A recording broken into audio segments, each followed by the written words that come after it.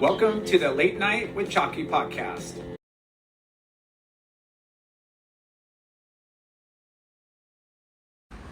Ready? Fucking ready. Okay, let's do this. 1, 2, 3. Friends and family, brothers and sisters, welcome to the Late Night with Chalky podcast. Woo! Our guest this week, one of HB's finest. He had an incredible amateur career with 4 seasonal champs.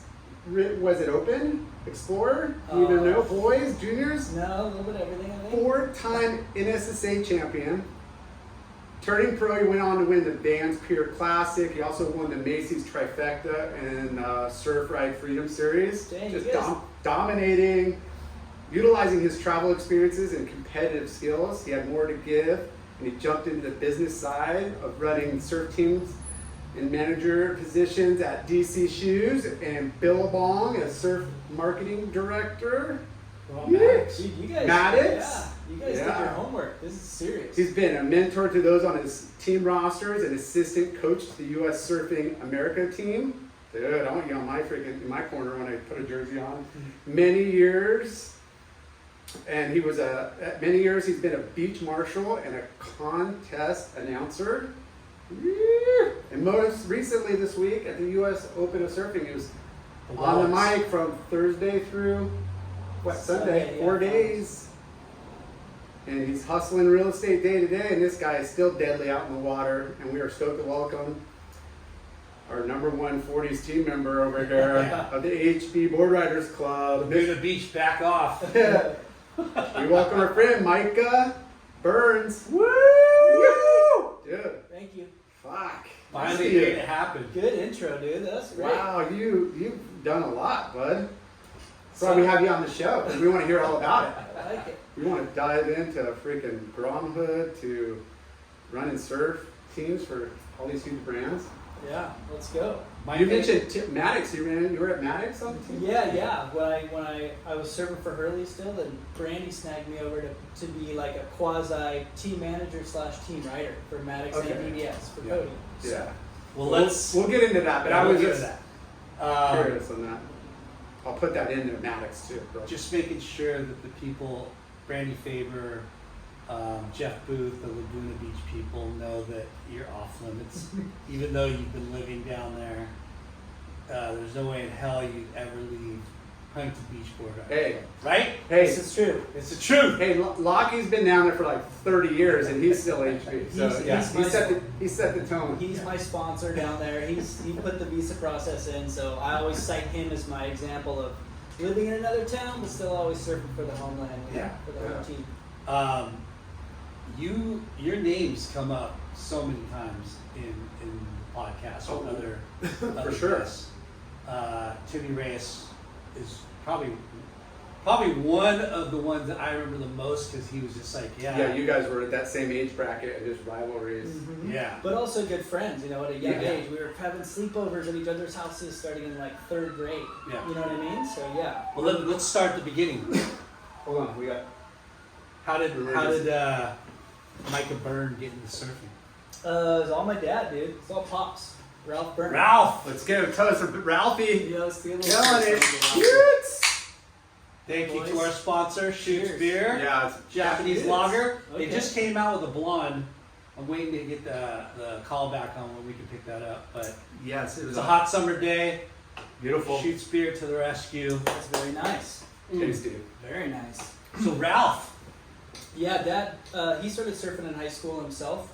He grew up in Garden Grove. So Can we give a little bit of background on Ralph? Ralph is a plumber. Yep. A full-on entrepreneur. Like, I kind of heard a story before, but did he grow up kind of gnarly, like from a gnarly childhood? Super gnarly. Yeah. No, really rough childhood. Him and all his siblings kind of struggled. His whole family really. The dynamic. There's gang stuff, and drugs, and like a million other things going on through his life and his family's life. So yeah, really, really intense, heavy childhood. But then somehow he got his stuff together, and at pretty young age, he was like manager of Del Taco at like 17 years old. You know, like making good money. And Dude, that could have been me if I stuck it out of McDonald's, man. Right? Del Taco manager at 17. Yeah, but he managed to kind of work his way out of it, you know, and if you talk to him, he'd cite, you know, becoming a Christian and finding God for that. Yeah. But yeah, he was able to kind of navigate it all through, and then, you know, had my sister and I with my mom, and Pretty lived young? on Kauai for a couple of years. 24, 25. Yeah. That standard back then, you know. Yeah. But, Him and Karen were living on Kauai together? yeah, I think it was my dad that moved first initially because his sister was over there, and then my mom kind of followed. And then they dated and then moved back here and got married and did the deal. Yeah. But yeah, so obviously I have nothing but amazing things to say about both my parents, but Yeah. it was definitely Pops who always loved surfing. I mean, I have early memories from the US Open, aka OP Pro, back in the day, you know, sitting on the beach watching those finals. He had me there for the riots that year. You know, we were stuck, I think it was 86. We were stuck up in the bleachers. And he didn't want to take me down because he's watching just the chaos back there with Yeah. the cop car on fire and all that good Yeah. stuff. So But yeah. Your dad's kind of a badass though, right? Like, was he a boxer or some kind of like? I think it was just more kind of, he just fought Street a lot. fight- Yeah, street fighter. street Street fights. scrappy. Yeah, yeah. Him and he had 2 other brothers growing up, and I think it was Yeah. pretty hectic for sure. They were brawling and getting into some pretty heavy trouble. Yeah, because your dad's small in stature, Yeah. but I always, I don't know. I remember talking to somebody, and it wasn't your dad, but somebody told me, yeah, dude, like that dude used to be fucking gnarly. Like, he used to be a badass, like in gangs and shit. So, Yeah. but when you talk to him, he's just so like at peace. So Yeah. chill. You know, he's so Yeah. chill, Yeah. and it's so rad to see him at the Boardriders Club meetings. I freaking saw him on TV when Eli won. Really? Yeah. I got photos sent to me of him next to like Crosby, and he was sitting with their Yeah, family he's in still the final. he still We- loves surfing. We and- were posted up on North Side, like right between the pier and Tower 2, and we were kind of like walking over to the pier, watching it under there, and walking back, and I saw him. He was hanging out. Yeah. Came over and talked to me and Dave for a minute and stuff. Yeah. Yeah. Yeah. So He's he's, down you there. know, his health has been pretty off and on, as you guys both know, Yeah. for the last 10, 12 years even. Started with a lot of surgeries, you know, double fusion in the neck and things like that, but then he had some strokes. Yeah. And it, you know, got Yeah. a little, For how much shit that he's gone through, he's still fucking yeah. with it. Yeah. Yeah. Yeah, he's pretty good, but point being, he can't surf at the Yeah. moment. He's hoping to maybe somehow get back out there, but he'll get out and paddle, and he'll just fan out. Float, You know what I mean? chill. And he knows a lot of these people through me, through surfing, right? Yeah. Either myself growing up or me in the team management roles at various companies. So he knows the Griffins. He's like Connor's one of his favorites. You know, Ethan Ewing's one of his favorites. You know, he has one of his boards right now that I gave him. You know, from back in the That's day. so awesome. Big So fan. yeah, big fan. Yeah. So Ralphie got you into surfing. Totally. obviously. Yep. I have a pretty cool photo I'll pass you guys, but at age 5, you know, standing up on a boogie with the pier in the background on the Nice. south side. So that's right. That'll from be the the team. first post. And Yeah. I think one, I have a really distinct memory. He had a killer Russell single fin, and he pushed me into my very first wave on that thing on the south side as well. And like some baggy, gnarly, like half dry suit, half neoprene wetsuit, you know, Yeah. back in the day. I don't You know were what wearing brand. that? Yeah, it Just was his. leftover. Way too Yeah, big. Yeah, yeah. just we didn't have all these killer custom. I like that he went straight to the pier though. You know, Oh, yeah. like no, you know, warm water, no blackies, just Right. we're going straight south side. Well, and that was when I was at Grom. Later, you know, I moved over into Newport. Yeah. Definitely spent a lot of time there. Yeah. But yeah. So stand up on a boogie board, and then your first board was a Russell. Yeah, it was his Russell, and then I got my own Russell, bought out of one of the surf shops on Main Street, Huntington, and it got stolen at Blackie's on the beach, and I cried myself to sleep for like a week. What was like the board like? Was it like size like Grom board or was It it was. It was probably like a 5'2" or something, which was tiny back then, Yeah. right? Like so, So this we're would have not- been like '86, and it had an OP Pro sticker, so it was a sponsored surfer, but I don't remember or know who it was. Yeah, back Russell then. and OP? I mean, that Killer- probably a lot of guys were sponsored by OP. Yeah. Back Yeah. then. Yeah, but yeah. Did you get good pretty quickly, easily? No, so back then riding a bunch of like used boards everywhere, I didn't see myself progressing very well, but I only know this because my dad got a video camera, you know, which is the coolest, best investment for my surfing career ever. Yes. To see it like that, as we all know, you know, to see yourself and what you're doing makes all the difference in the world, for better or worse. Most often for the better, but yeah, I mean, Sometimes it's a little disheartening when Yeah. you see like, oh, that turned. I was killing it today. I was so deep in that barrel. Is that and me? Like, Yeah. it does definitely puts things in perspective. Yeah. Of like, man, I thought it was way bigger wave. I thought it was way deeper. Right. I thought I threw spray, and like everything is just like, okay, gotta work on that. Yeah. But watching yourself, I mean, Well, that is the best way to like really see yourself. well, we talk about how high alert senses, like your senses are when you're surfing, and you could easily like rewind those waves in your head, you know, like quite a bit. Like I feel like they're right there, you know, Yeah, like yeah. especially getting out. So when you can match that up Yeah. with the footage and stuff, it does help because, you know, you live through it, it's right there, and then you're seeing it from a different like perspective. Right. I mean, it's huge. Yeah, yeah, but yeah. So I think though, when I really saw a big jump in my surfing, was when I got my first custom board, which is a huge shout out to our local shaper, Jeff Doc Louch. Sure. No way. Yeah, That was your first. first, and Okay. it was like somehow I think my mom did some travel for him and Amber. Yeah. I don't know if it was a honeymoon or what back in the day, but like somehow there was some connection, and I almost got a Greg Mungle Nice. or a Doc, and I ended up going with Doc for whatever reason I don't remember back in the day, but How old were you? I was 9. Okay. And you Got- were already getting pretty good. I was okay, but Yeah. getting that fresh new foam that really fit me, and I think if I remember correctly, it was a 5'3", 17x2 were the dimensions. Definitely remember the Matt Hoy Celtic Cross airbrush because I was watching a ton of O'Neill Ozone Yeah. back then. Dude, Matt Hoy and Luke Egan sections, and then that was Gert, OG yeah. right Yeah. there. That's the one that Kerr goes. Yeah. Down in Next. Yeah. On the pyramid. Oh, Yeah. God, that's definitely one of my favorite. Yeah, surf- TR, man, he did an incredible job like putting that together. Yeah, I didn't even know who made that movie. Yeah. All the soundtrack, everything. Everything's good. Phenomenal. But So- yeah, so when I got that fresh foam, then my level Was it the just same like- color too, or different? I went like a muted fluorescent red, Okay. almost pink, you know, but it was badass. Yeah. Sick. I mean, And you hadn't gotten sponsored yet. Your no, first so custom board. First custom board, but then you know, I don't know if Doc just saw it or whatever timing was right, but Doc kind of just grabbed me, you know, and started giving those discounts, you know, kind of like, hey, you're my team rider, and I started doing NSSAs at that time too, so it was like a perfect like flowing kind of Yeah. rhythm of getting my career going. Really.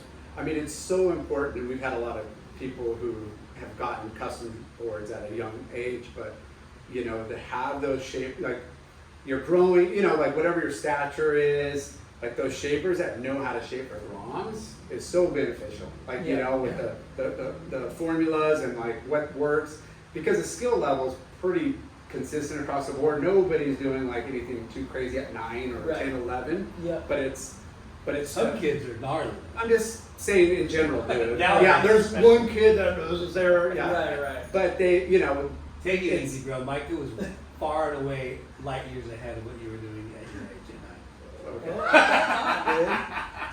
I don't even think I surfed at 9. See? Yeah. But yeah, this like, I mean, being able to have a board right size for you, Yeah. catch waves, but to duck dive and to be able to turn it. Like Yeah. you're learning on boards that are so oversized at first. Yeah. Well, and my board right before that helped a lot, but it was still a little off, was a Doc, but it was Craigie Echegoyan's board. Oh wow. One of his used boards when he rode for Quickie, Newport Surfing Sport, Yeah. Doc. So tell us what was that scene like?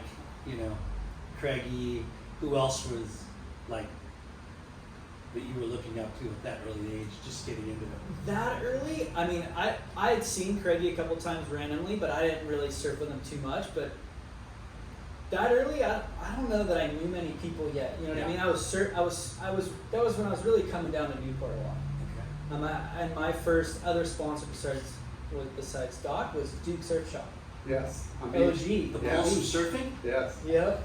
So Duke picked me up for a sweet little deal, and then I even, when he sold it and moved to Surfside Sports, I came with him, and I started renting boogie boards in the parking lot. How So did that you was my get first sponsored job. by Duke, the pulse of surfing? No recollection Yeah. whatsoever. I have no idea. Yeah. I don't. That shop, which was Beach Surf Center, Beach surf. that's what it Yeah. opened up as, and it was like 2 blocks. Like that 7-Eleven, McDonald's across the street, and that surf shop was like my daily So is that, routine. where is it right? It's the tattoo. It's the tattoo place. Yeah. Right at the Philly tattoo, Grill, and then you have the Cheesesteaks. what's it? Well, yeah, the pizza. Is Pizza it place. Domino's? Pizza Hut? Pizza Hut. Yeah, it was in that slot right Yeah. there. Yeah. And it was Beach Surf Center for a couple of years, and then Duke took it over. So Yeah. Duke sponsored you. Yep. He And did. Doc was sponsoring you. Yep. And with Duke, like, do you remember like walking in there and going, "Hey, you got to put the sticker on.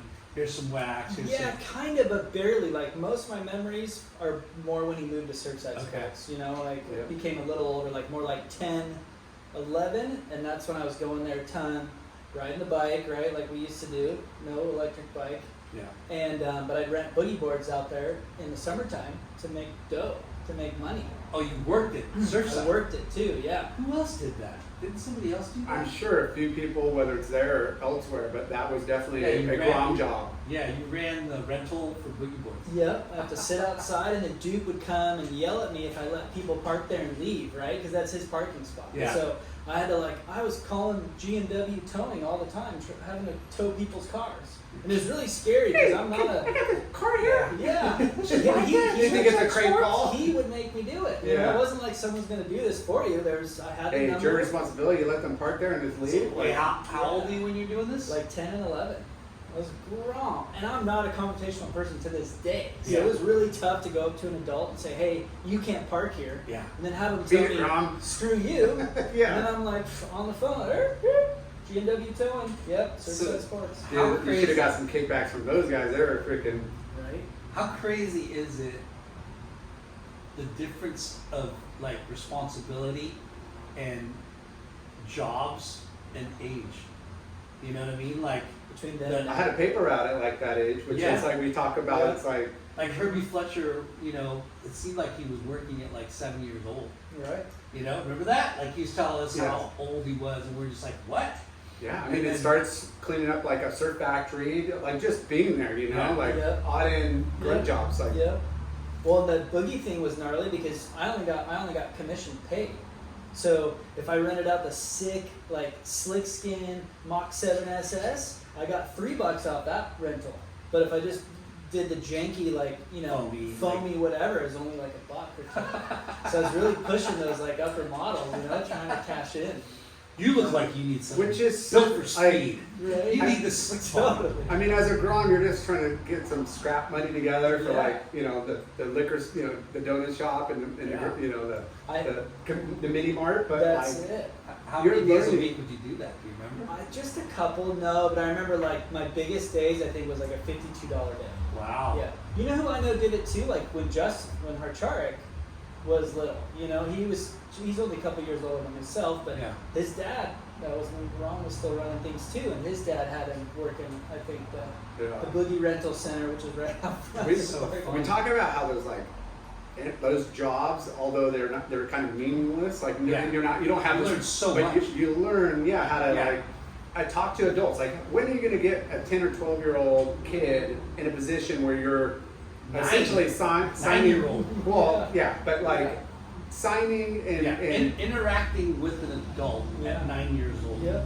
and they'd leave their ID or credit card with Yeah. you. You Yeah. put it in the Yeah. folder, Yeah, you know. exactly. You feel Like Yeah, have a box. it's business 101. Yeah. Like you're learning how people are fucking interacting and exchanging money Absolutely. and just Yeah, we need to open up a rental and stuff over there. Right. We kill it right here. And even then too, having to be somewhere on time, and Yeah. not being able to leave until my shift was over. and you rode your regardless. bike. Yeah, a lot of the time riding Yeah. my bike. But I'd surfed down there a lot, right? And then became friends with all the Newport crew. So it was like a At the time, where did you guys live? same, On Greenbrier? same, yeah, Okay. same house. Yep. So- Very South End. So that's a good, almost half-hour bike ride. Yeah, yeah. When you're that age, probably a good, like Feels like a long 20 time. minutes. Yeah. I mean, that's a long time on a pedal bike. Yeah. Yep. Yeah. But you're. But as a grom, you're just fucking. But it was flossing. good with the wind too, right? Because going Yeah. that direction, coming back, the west wind was at my back, so it's sick.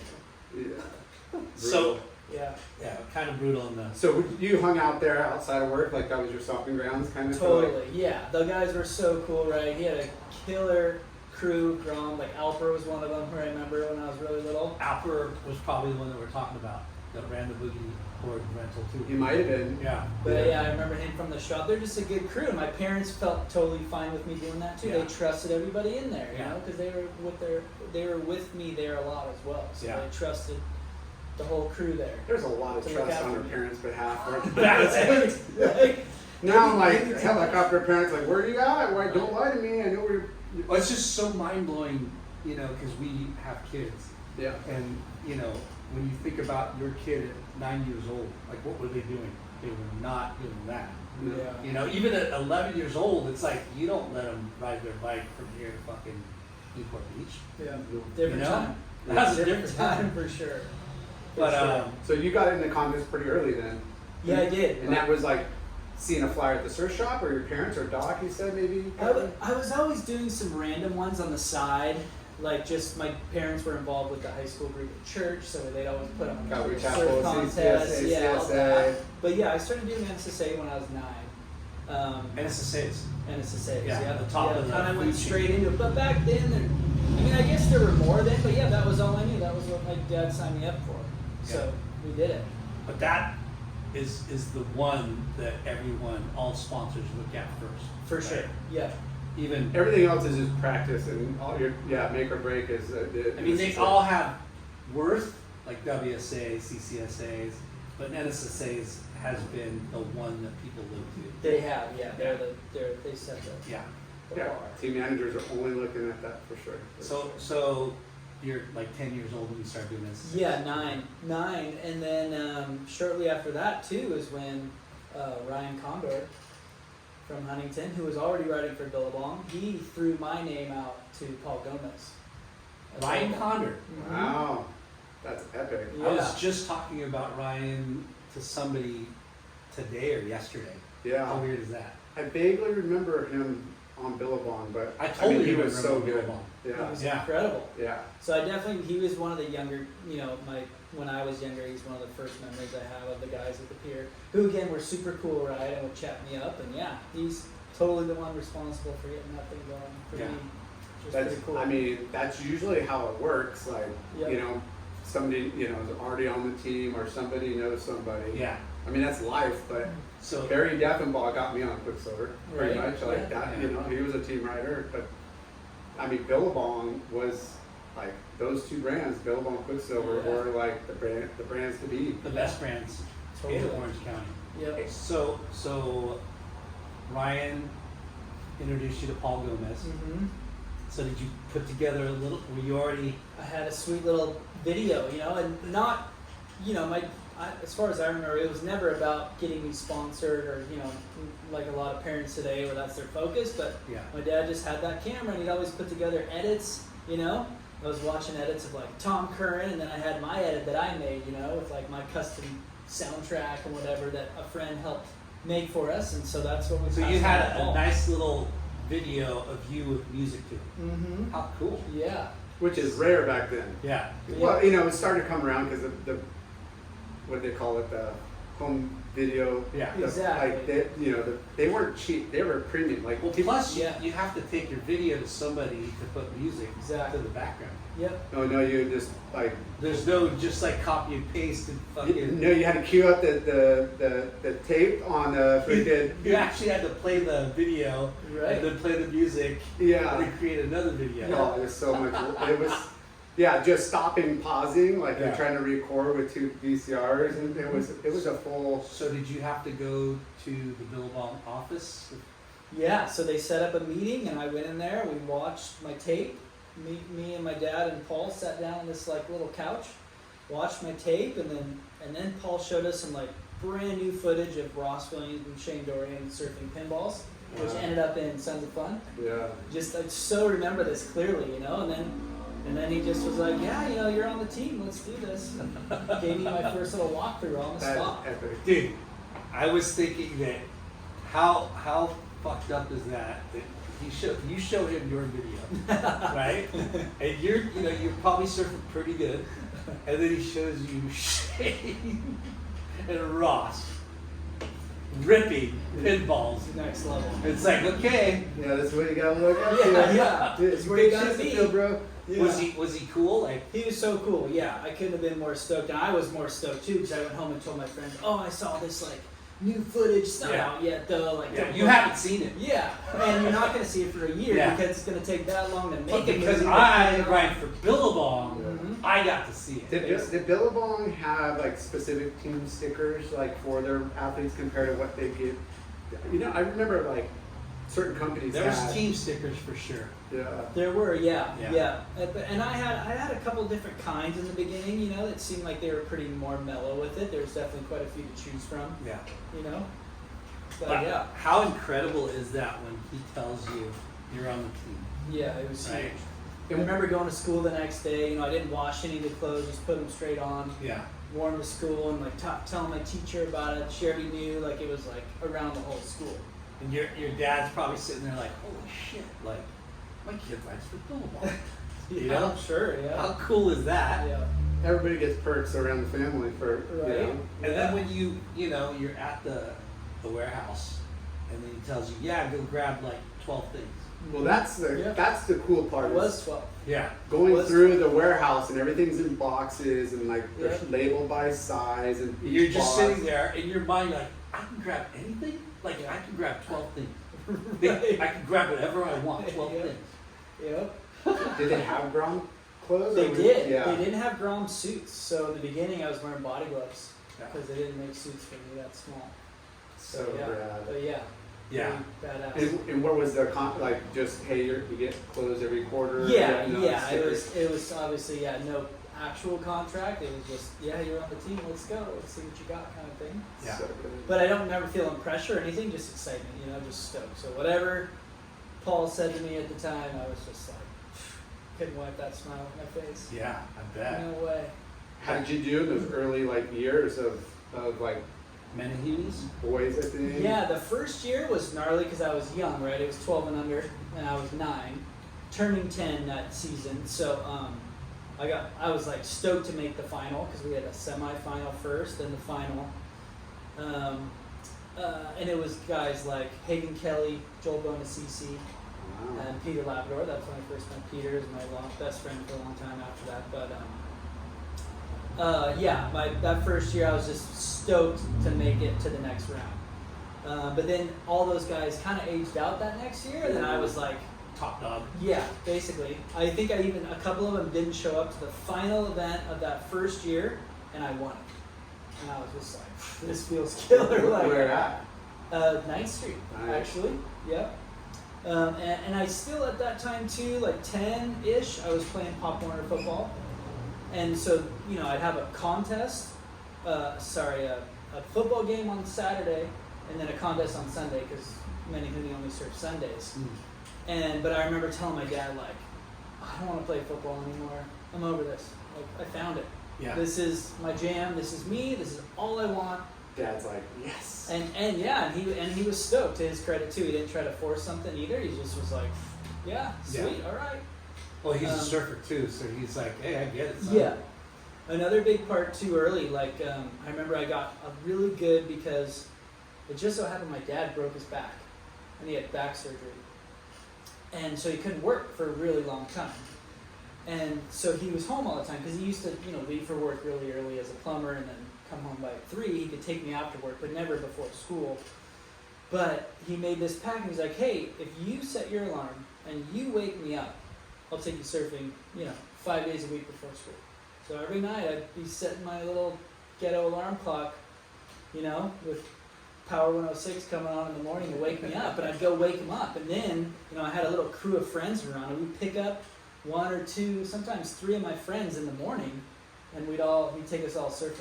It's no fun just going. I mean, even though you know a lot of people out in the water, it's Yeah. like you want You want your buddy. You want your buddies. Yeah. You know? Totally. Yeah. Because it's And like that makes you surf even yeah, more. for sure. And if your buddy's good, then he pushes you to be Whether better. whether it's freezing out and you know you want Yeah. somebody to just go through the torture or pump Who in, are you your want somebody to surf paddle out. Back then it was like a cousin of mine named Eddie Rajo, and then a few, let's see, like these brothers, the Bonet brothers, couple just kind of like just bros, you know what Yeah. I mean?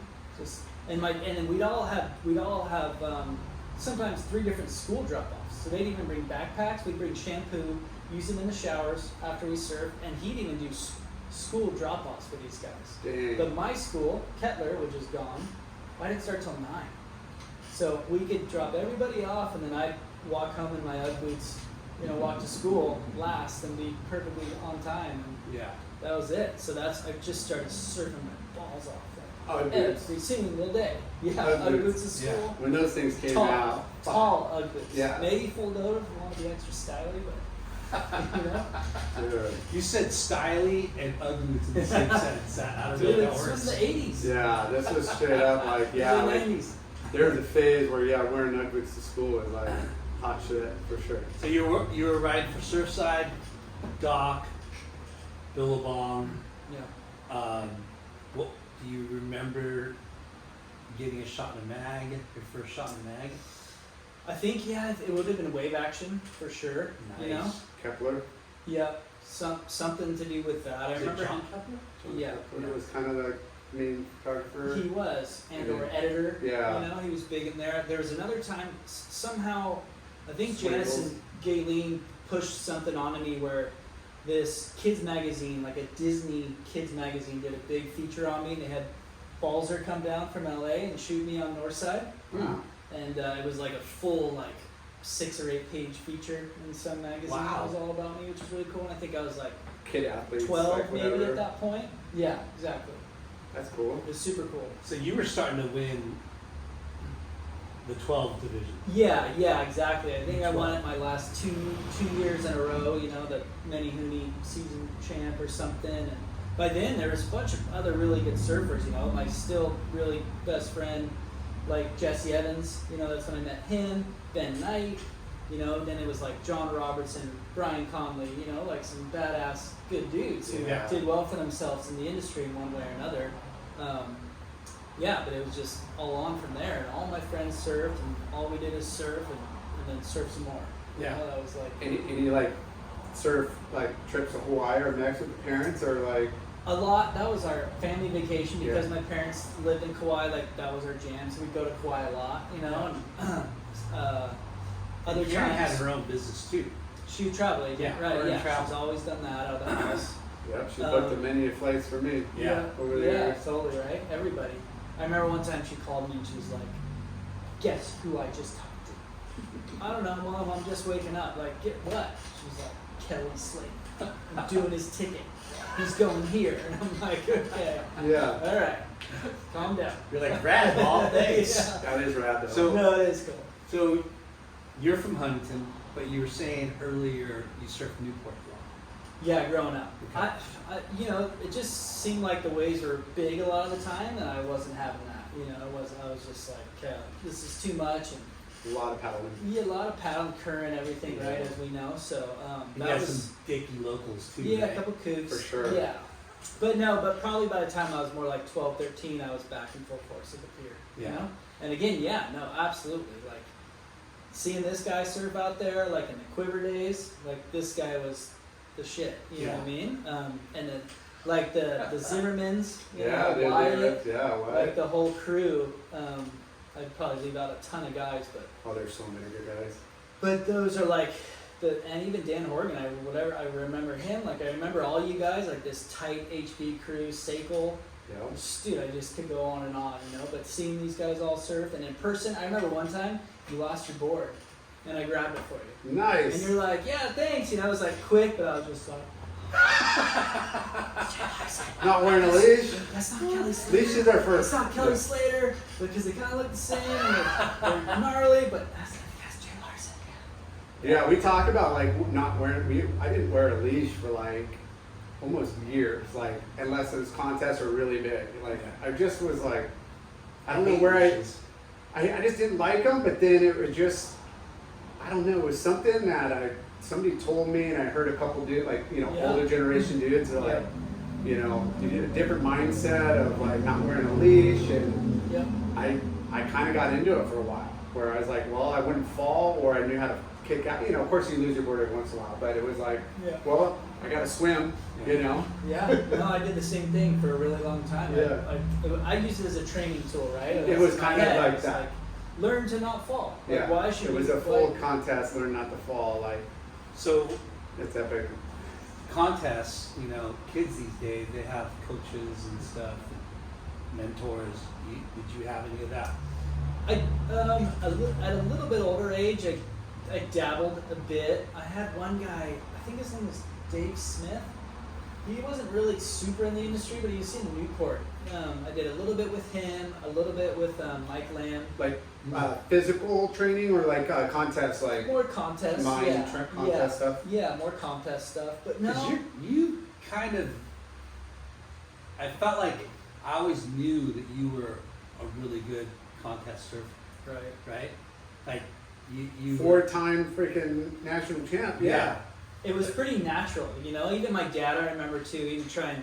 We'd be on the beach together, because he drove me to everything, and he'd be like, "Hey, well, I don't know, Micah, like this peak looks pretty good or whatever," and I'm like, "Nah, I'm going over here," and then I'd come back from the heat and I'd win, and he's like, "You're right, like you picked the right spot, not me." And I think it became pretty natural. Yeah.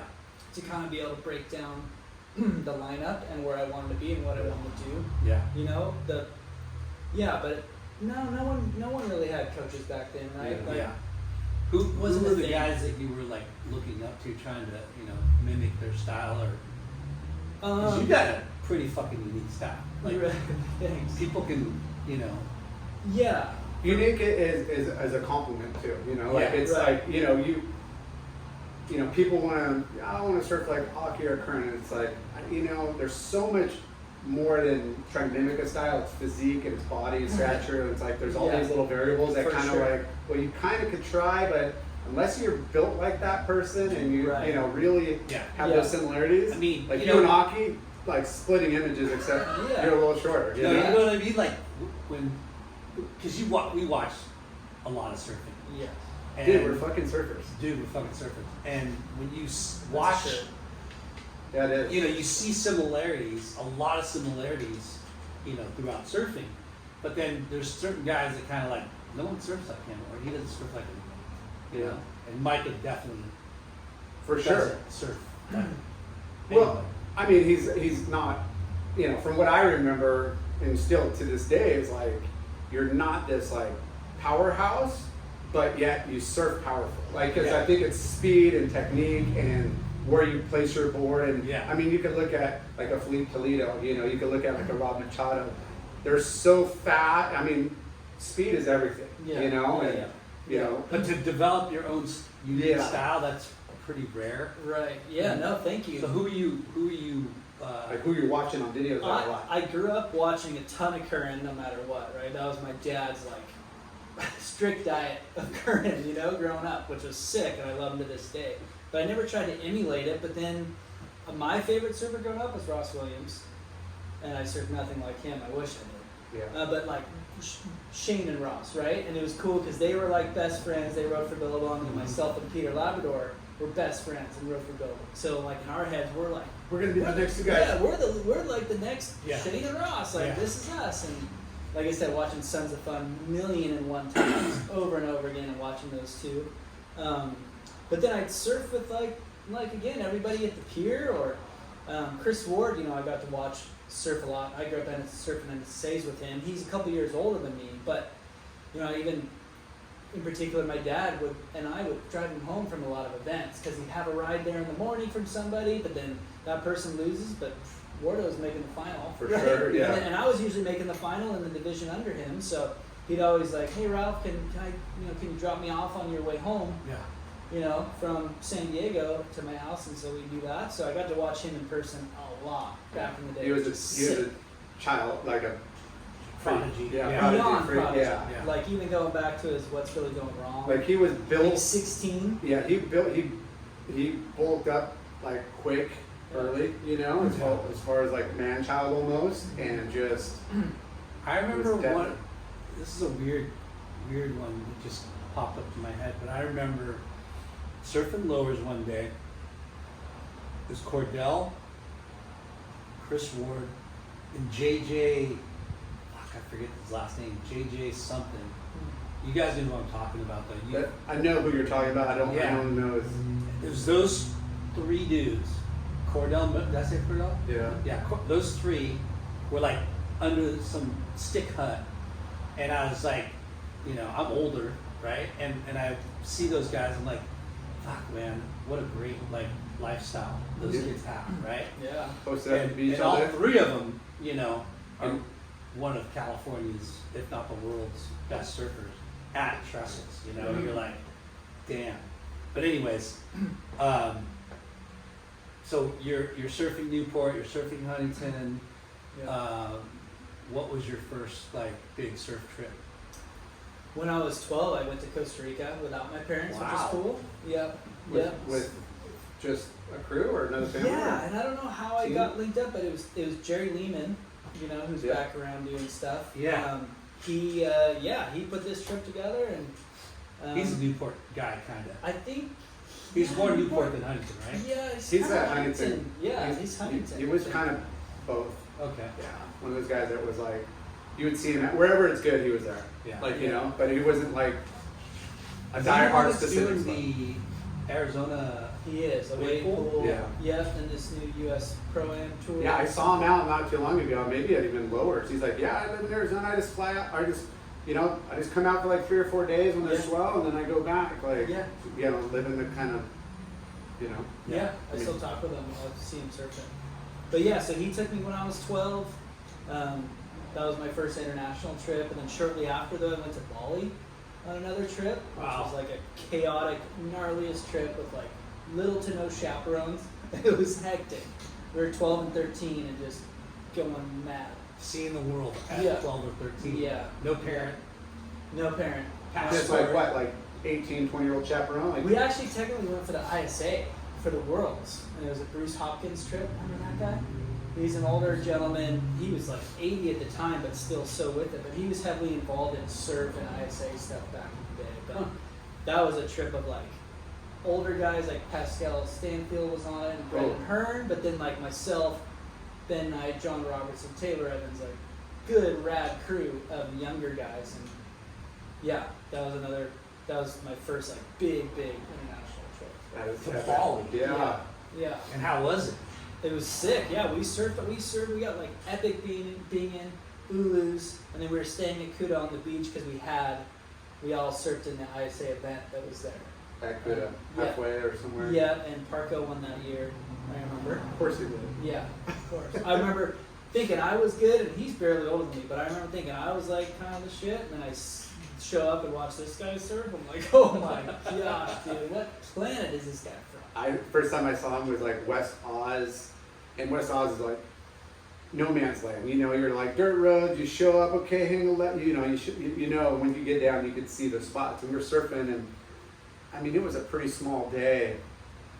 And we just looked down the beach. There was 3 dudes in the water, a few hundred yards down the beach, surfing this little reef peak, and just sprayed the freaking, the clouds and just air reverses. And we're like, who's that? And then somebody's like, yeah, it's this kid, Parker, who's 15. And I'm like, holy crap, just that guy's 15 and he's doing, it was just, what the frick is going on?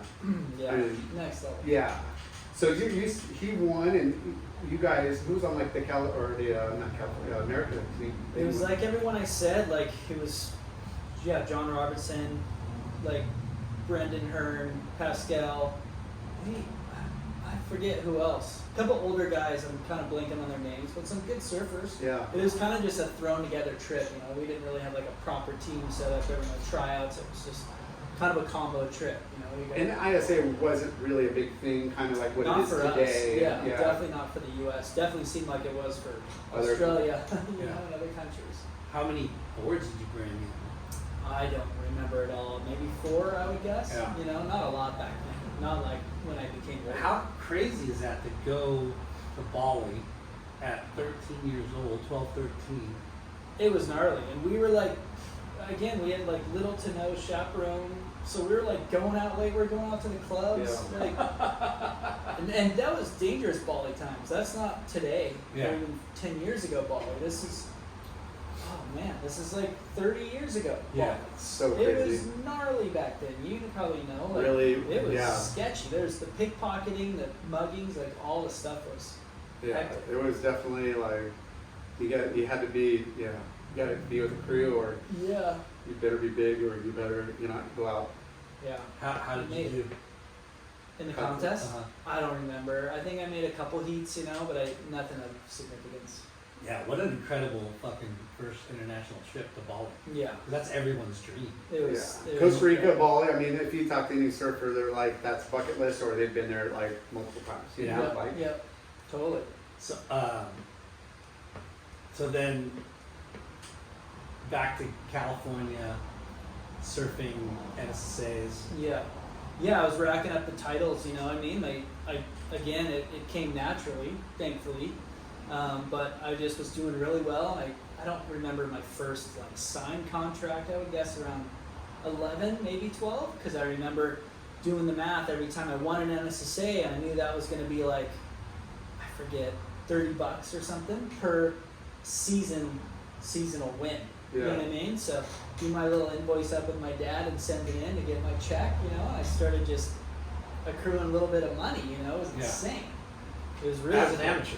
As an amateur, did yeah. Billabong pay for the events, or your parents paid?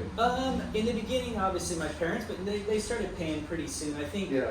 by the time I was 12, I think I had like a nice little like, okay, you know, basically bulk entry, all your events are paid, and then you get this contest incentive per event, plus a little more for national. See, and that's I love talking about this because like today, like you're either making 6 figures at 15 because you're just at like marquee, like freaking free, or you're just maybe getting a box of clothes every few months. Yeah. You know, there's that no workhorse, like at least that I don't know. Like talking to a couple marketing people, It's changed a Now? lot. yeah, like It's it's changed a changed. lot. Like yeah, I mean I know parents that their kids are surfing contests every weekend. I know it was expensive when I was a kid, and Yeah. parents are dropping a lot of money. It's 'cause way more now.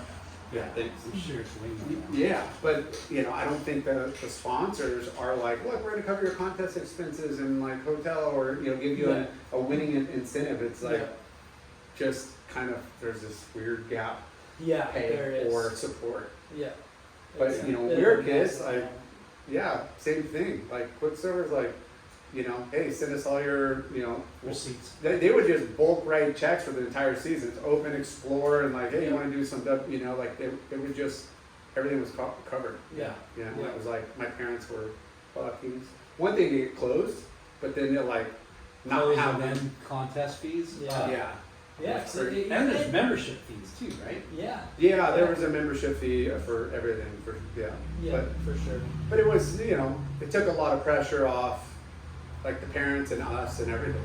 Like Yeah. not because oh, I don't know, can I do the contest? Like Did you start focusing on getting coverage, like photos and No, video? not till much later, but I remember like it became pretty serious when kind of out of the blue, I think I was 14, maybe 15, Todd Miller called us from Quicksilver. I was like, hey dude, like I want you. Come over here. I'm gonna offer you $2,000 a month. wow. It was like big money, Yeah. I think maybe at that point I was getting $500 a month or something from You're right for Billabong. Billabong still. Yeah. And then we brought that offer to Gomez and Billabong, and they were just like, nope, sorry. And later, Todd Miller, obviously, who's a good buddy of mine still, he later said, dude, Bob called me. He was pissed. He Yeah. like yelled at me, you know what I mean? Like, why are you trying to steal Micah from us? Yeah. But yeah, so kind of I also Yeah. owe Miller a little bit, like, because he's the one who put the fire under Billabong's butts and step it up. So Yeah. so they matched it. So that's at like 15, I think, is when I got that first like pretty substantial contract. So Yeah, and that, freshman year, like plus all the incentives, I'm making like well over 30 grand a year as a You're freshman. Just fucking like, in ninth grade. chilling. Yeah, it was and huge. your parents are just like, what the And fuck? you were making the podium every weekend, pretty much. Yeah, for Because sure. I remember seeing the magazines and seeing you surfing when I was at HSS. I Yeah. don't think you wrote for HSS yet. I started when I was 13. So Okay. I left Surfside finally, came over to the Was Ben High Will homies. Ben Will was the manager. Yeah. I mean, that was a big reason, right? Like, Yeah. Ben's been a long-time friend as well, glad you know the human, obviously. Yeah. But, that was the kind of the good old surf and sport days, too, when Jans was still inside, and then it was like, I'd go in there at closings even and hang out with you, Lyndon, and Ben Will, and Spags, Yeah. like this whole sick crew, that were Yeah. running the shop day Yeah. to day. It was It was awesome. so much fun. But, yeah. Like going back to that Todd Miller, like it's so funny and it's so awesome because we know Todd, Yes. right? And his intention was probably just to get you paid. Like sure, yeah, he wanted you to ride for Quicksilver, Yeah. but he knew that move, it's a chess move, right? Like he knew that, okay, this kid could ride for Quicksilver, but he could ride for Billabong and make the money that he should start making, right? Yeah, maybe. Yeah, And I don't then know. you like think about it, like ninth grade, you're 14, 15, Yeah, 14 15. years old, Yeah. and you're making $2,000 from one sponsor. Yeah. Let's do it. No That's complaints. so fucking gnarly. Like when people hear that, you know what I mean? Because Yeah. it's crazy because I always bring it up. It's like your experiences, right? Like our guests' experiences. It's nuts because there's not very many people in the world that get to experience that. Right. You know? Yeah. No, you're true. Were your parents good at like, hey, like you can't spend this, just save it, like you? They were on. Yeah. No, Yeah. my dad, like, even I meant to say it earlier, but even in the Surfside days, like, I get that paycheck, $51 from that killer day, because I get paid out at the end of the day. And I'm like, dude, look at that new skateboard deck on the wall. You know what I mean? On the skate, or like, oh, snow season's coming up. Look at this new board that just came into their 6 snowboard section. My dad is like, dude, Give me that, put it in the bank. well, half. He was like, Yeah. hey, you earned this, like you did the work, so it's yours, but 50% of everything you get goes in the bank, Yeah. So he instilled that in me starting at like 9 and 10, Which is so important. which was So super important. important. So by the time I was like, 9th grade and making over 30 grand a year, it was like everything So was going in the when bank. you told your dad, hey, Dad, Miller and Quicksilver are gonna pay me $2,000 a month. Well, they called him, right? Back in the day, like we didn't have cell phones, so they Yeah. were calling my dad. So my dad's the one who told me, and I was just like, what? Yeah. What? Excuse me? And your dad's a fucking blue collar, Totally. hard-working plumber. Back then, he was making 35 grand a year. You know what Yeah. I mean? Like Yeah. that long Yeah. ago, doing plumbing. So yeah, he was just like, "This is He's like, incredible." my 14-year-old's gonna make almost as much as I am. Yeah, and it's like it's it's not going to last forever, so it's like really smart to like look Put it at away. Yeah, put it away, Yeah. and like be responsible. Yeah. You know? Yeah, but like the next year, I turned 16. But they actually went out and surprised me with my money and bought myself a 4Runner for my birthday, which was rad. But I paid for it, but they still surprised me, Yeah. which is cool. Yeah. Which is super cool. So I had like a sick, brand new 1998 4Runner, Yeah. for my very first car, which was rad too. Yeah. But Yeah. back then, the new 4Runner was. And you went to 24 Huntington grand. Beach High School. I did, yeah. So I went. I grew up on the other side of town, but I transferred. Yeah. So, Yeah, dude. Team captain, Yeah. undefeated, 99 year. Why don't you guys go run all? Well, one of those. Not. I don't think 98? towards the end. Maybe 90. 98. Yeah. But Yeah. yeah.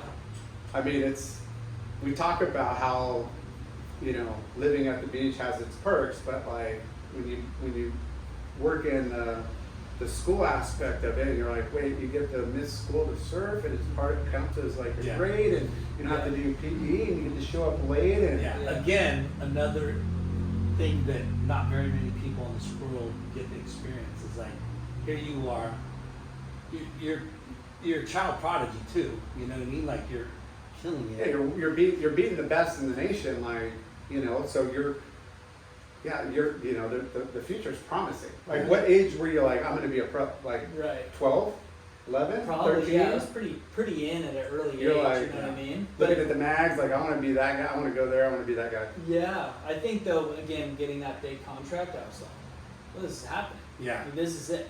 Yeah. Because, I had friends, they're busting their butts working in the back of kitchens for minimum wage, whatever it was back then, and I'm just sitting back, never working, collecting checks, I'm watching like Ben Knight put $3 at a time, back then it was 3 gallons, in his tank, I'm like, fill it up, premium, let's go, Yeah. It was crazy.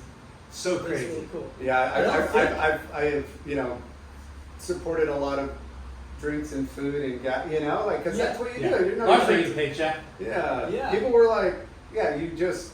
Lars tab. Yeah. Well, that's what I was just gonna say. I don't think I was ever a dick about it. I wasn't No. flaunting my money in a horrible way. As Dude, you want to hang out with your boys and have a good time. Or Like, whatever, that's kind of the end of the, like, just have fun. And also, let's talk about like Huntington, J-Law, like people that have come out of Huntington, right? Like, you got fucking Bud Lamas, Law. So there was like, we touched on this a few times. So Bud was obviously the biggest, name within that like 80s, after generation, like, dude, dominated. Yeah. Big Competitive surfing was kind of starting to. big name. Yeah. And then after him, there was, whether it's Parman or a little bit, but then it was Colby Outlaw, and he faded because he got into drugs, and then it was like pretty much the Deffenbaugh brothers were like kind of the next, Lloyd, Kirk Tice, like Kirk Tice did well in the contest, and Bobby Lockhart, there's guys that were doing the QS a little bit back then, but it was like, there were, the big not on the level. Yeah, like D-Baugh after, was probably the most, next most successful surfer. Yeah. And then there was a gap, and it was like, Timmy Reyes and, Simpson, like, there, it just seems like, I mean, we've had a lot of great talent of guys we never, bring up. You mentioned just rippers. Yeah. But to crack that code of, being marketable and having the it factor or being able to like getting make in the mags, or get in the mags, like there's so many variables. You're like, holy shit, like Huntington is producing. But going back to Huntington Beach High School, that's such a, both of you guys went there and surfed for Huntington Beach High School, and during those times, you guys were still dominant, right? Yes. Like Huntington Beach High School was beating everybody. I think from like 13 years straight, they either won or maybe one out of like 13 or 15 years. I want to say 17. Or 17, yeah. It was 17 straight. It was like a crazy run. Yeah. Kind of until I was in high school, then we started having a shocker. We lost our mojo, and these other schools came up really strong. Yeah, not only if you lost your mojo, I mean, it's just you got to have a team of 12, for 4, so you're only as good as who's. Is that what St. Clemente started coming on? Yeah, and even some of the San Diego schools Yeah. as well. I remember. Encinitas. Yeah, San Diego. Yeah. Yeah. But yeah, I mean, you didn't really meet those other teams until like The final. NSSA like high school championships. Like really, like we would just compete within your CIF bracket, which would be, like local schools. Yeah. But you would,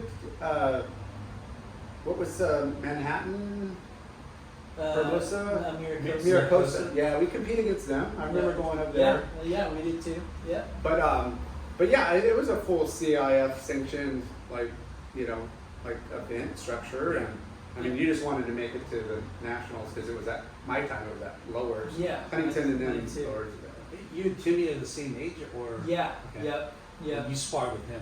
Yeah, a lot. And Bobby Martinez, was another one. And although we're all good friends, like I'd go up and stay at Bobby's house, he'd stay at mine down here. But that, like, definitely us. And Anthony Petruso is another really big one, He's definite, him and I even more so. Again, totally friends on the beach, but, like, he was my main competition for a really long time as well. Yeah. Mike Lawson's a little later on, too. He started surfing a little later, but caught up freaking quick. Guy's gnarly. Yeah. Yeah, a lot of, like, awesome, good sparring partners over the years. And that's what's awesome too, is you have your group of, like locals and high school buddies and people you surf with on a daily that rip or maybe do some of the events, and then you have your boys that you met through surfing that live elsewhere. Yeah. Yep. And those are equally as like, awesome relationships and stuff, because, you're kind of going on this, path of like, we're going to all be pro and traveling together on the world circuit. Yep. Yeah, like just like you, we'd host them all, right? We'd Yeah. host each other. I had Barca staying at my house a lot, and Amayan Goodwin and Jesse Merle, and like all these cool, rad people. And then we'd circulate, and I'd stay with them, when I'm in their hood and whatever else. It was always so much fun. Yeah. man, I miss couch surfing. It was so fun, like barbecues, shenanigans. parties. Yeah, just Same with going to the East Coast, you know what I mean? I remember staying at plenty of people's houses on the East Coast, and it was so rad. What did you do? Were you offered to do, or did you try out for the national team? Like, what was it like? Because I knew it kind of like. Yeah, it kind of fizzled when I was coming up of age. You know It what I became mean? more of just a U.S. team and like. Even just all that team stuff didn't seem to be a big thing on my radar. It didn't seem to be a big thing at the time at all. Yeah, the national team was going a little bit, but it wasn't something that I felt like I was dying to be a part of, you know? Yeah. And same with, I don't really remember the U.S. team either. Yeah, it was really popular in the national team, NSSA national team, when I was probably that like 13 to 15, or maybe, even younger, but I just wasn't privy of it. I just didn't really know. And then, but when I was about that 15, I was like, it just was kind of like, I don't want to put those stickers. I don't want body glove and I want, I was right. I want just Quicksilver. I want to just be Quicksilver guy. Yeah. And it kind of felt like after that, everybody was turning pro young and doing other stuff, and it just kind of, like you said, lost its luster a little bit. Yeah. I just didn't know if they kind of, picked back up, because it seems, now it's, the U.S. team and the ad says like, it's totally really I important. feel like I see a lot of amateur surfing now. I don't know if I pay more attention to it, but it just seems like there's like, USA Prime, WSA, CCSA, NSSA. There's a lot of contests. Yeah, there are for sure, but I think just social media is a big part of that. Yeah. You know what I mean? And you're probably following more younger guys than you normally would outside of your kids, right? So Yeah. it's like, but they've always been going. There was always different tiers of events going on. Yeah, like the World Juniors, there'd be like 3 of those, like, there'd be the OP Pro Junior, and then there would be the, like, not Newcastle, maybe Narrabin, and then there would be... the O&E Pro Junior. Yeah, there would only be a few of those, and you Yeah. had to, it was like really hard to get into those. What was your game plan of turning pro? So in my head, it was always to do what everyone else did, which was go on the QS, and be on the tour. But then, so Jeff Hurley became the team manager at Billabong, or maybe it was after, I think it was when Bob started Hurley, he brought a select few of us over from Billabong to Hurley. Yeah. And I was one of them, which is really cool, along with like the Malloy brothers, and again, Peter Labrador at the time, and plenty of others, like Todd. But then Jeff was the team manager at that time, and Jeff sat me down, and he's like, look, we have 1 million people on the QS right now, but we don't have a lot of like free surfers and photo surfers. So if you want to do that for a while and see how you like it, like, we'd be more than happy to keep you on your same salary, which I think then by that time, like 18, it was probably like $4 or $5 grand a month. He's like, we're happy to have you travel and take photos and video and do your thing. And I'm like, what? like, are you, Yeah. excuse me? Yeah. Like, heck yeah, are you kidding me? To travel with all my friends Yeah. and still make all the money and like do just these killer trips and take like so much pressure off? Why not? Like, Yeah. I'm in. Well, the U.S. There were the everything was going through a funky phase too. There wasn't like a lot of money going into the contest. Well, you still had PSAs, right? And Not at this time. No, Okay. like there was only a couple of events. Like they were scrambling even to the Coldwater Classic once a year, and the Huntington whatever sponsor it was. because that was And then- '99, right? Yeah, this would have been like 99, 2000. And then like lowers, there was only a handful, like maybe 4 events in California throughout the year, where it went from like 12 to 4. You know. Did you do the Benji Weatherly Bud? Didn't he have like a contest series with Bud Light? I don't think so. I think he did. He did. He Yeah. had something, but then there was like the game going on at that time too. Yeah. Durlac. There was like a bunch of different things. Yeah, there was. I mean, there was not. You were a good competitive surfer. Yeah, I think it took a lot of people by surprise. You know, I think You my took the- I know my dad was really bummed.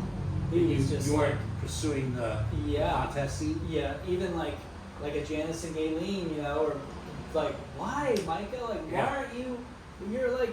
You know, they Yeah, you could had win some everything. amazing compliments from me, Yeah. like, why you're one of the best competitors, you know, and this and that. But yeah, it wasn't like, it wasn't my North Star at that point. And not just because what Jeff told me, but I think over the years I had been in it for a really long time. I Yeah. just wasn't surfing like twice a day, every day for 6 hours, you know what I mean? And Yeah. doing the whole thing. I just was a little, I loved it, but I wasn't in love with it. I don't know, something you tell a girlfriend or something. Yeah. I know it was a weird situation where Because your peers are, I'm sure you're hanging out with other pro surfers that are fully committed to doing the QS. totally. Yeah. Yeah, no, absolutely. You know, And were you, like fitness wasn't really part of the routine, no, you know? Was Yeah. it, was your generation starting to implement that kind of like workout fitness? nah, No, not yet. no, it really wasn't. You know, back then, like, so again, my guys who went on to do well, like Bobby Martinez and Fred Patachia, you know, guys like that. But it took them a while to find their success. You know what I Yeah. mean? Both of them. Like, Yeah. it took them a lot. Like, not just they didn't qualify at 18, 19, 20. You know, it was a little bit later. Yeah. They went on to be super successful, obviously. Now, But did you trip at how well Timmy Reyes did? yes and no. Like, some of the time yes, some of the time no. You know, he always had balls. Yeah. He was always Charged. Good. never scared, dude. Yeah. Never scared. But yeah, like, cause even through our like teenage years, he wasn't like anything mind blowing. You know what I Yeah. mean? I think it was him that we were both. I was winning the entire season of the Open Men's, and this is saying my last year. But in the very last event, I got stitches before it and didn't surf, and I lost my first round heat, and he won the season in that last event. But like before that, he was really never on the radar when we were young, Yeah. you know? So just, and I, even when we first became friends in like 3rd grade, I remember going to Blackie's and my dad taking us, and Timmy's in the whitewash, you know, learning how to stand up, and I'm out the back like doing Doing roundhouse cutbacks, Yeah. you know? Yeah. So yeah, he was just a little late to the party, but he like, through high school in particular, I remember he was like focused, you know, like surfing was his life, eat, breathe, sleep. High school for me was Yeah. a little more spreading the love, you know what I mean? I was hanging out with friends and girlfriends Yeah. and whatever else. Living, Like, kind living of, adolescence. yes, exactly. So I think there was kind of that was the time when I kind of strayed from being like so focused on that and just living Yeah. more of a balanced life. It's a trip that you got that opportunity to be a free surfer, right? Yeah, super. Because if Like- you would have focused, you probably could have done well too, if you wanted to be a contest surfer, Yeah, right? Because yeah. you had it. Right. I mean, you were doing it.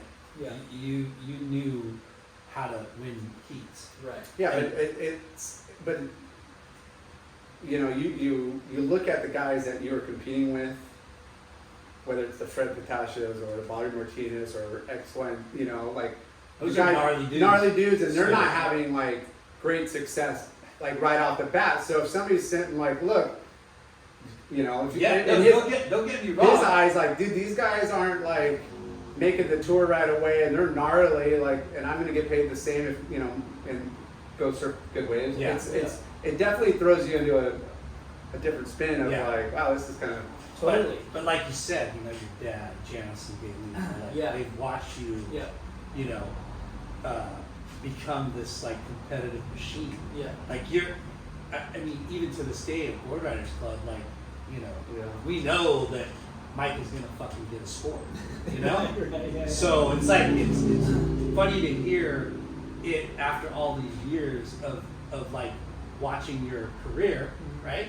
And I'm not, like, I'm not bummed or not like belittling what you've done, Yeah, but it's funny to hear finally when that competitive Right. mindset was like taken away. You know Yeah. what I mean? Yeah. Not that it was taken away, but you got the opportunity to do something else, which I would say 90%, 95% of everyone else would have done the same thing. Right.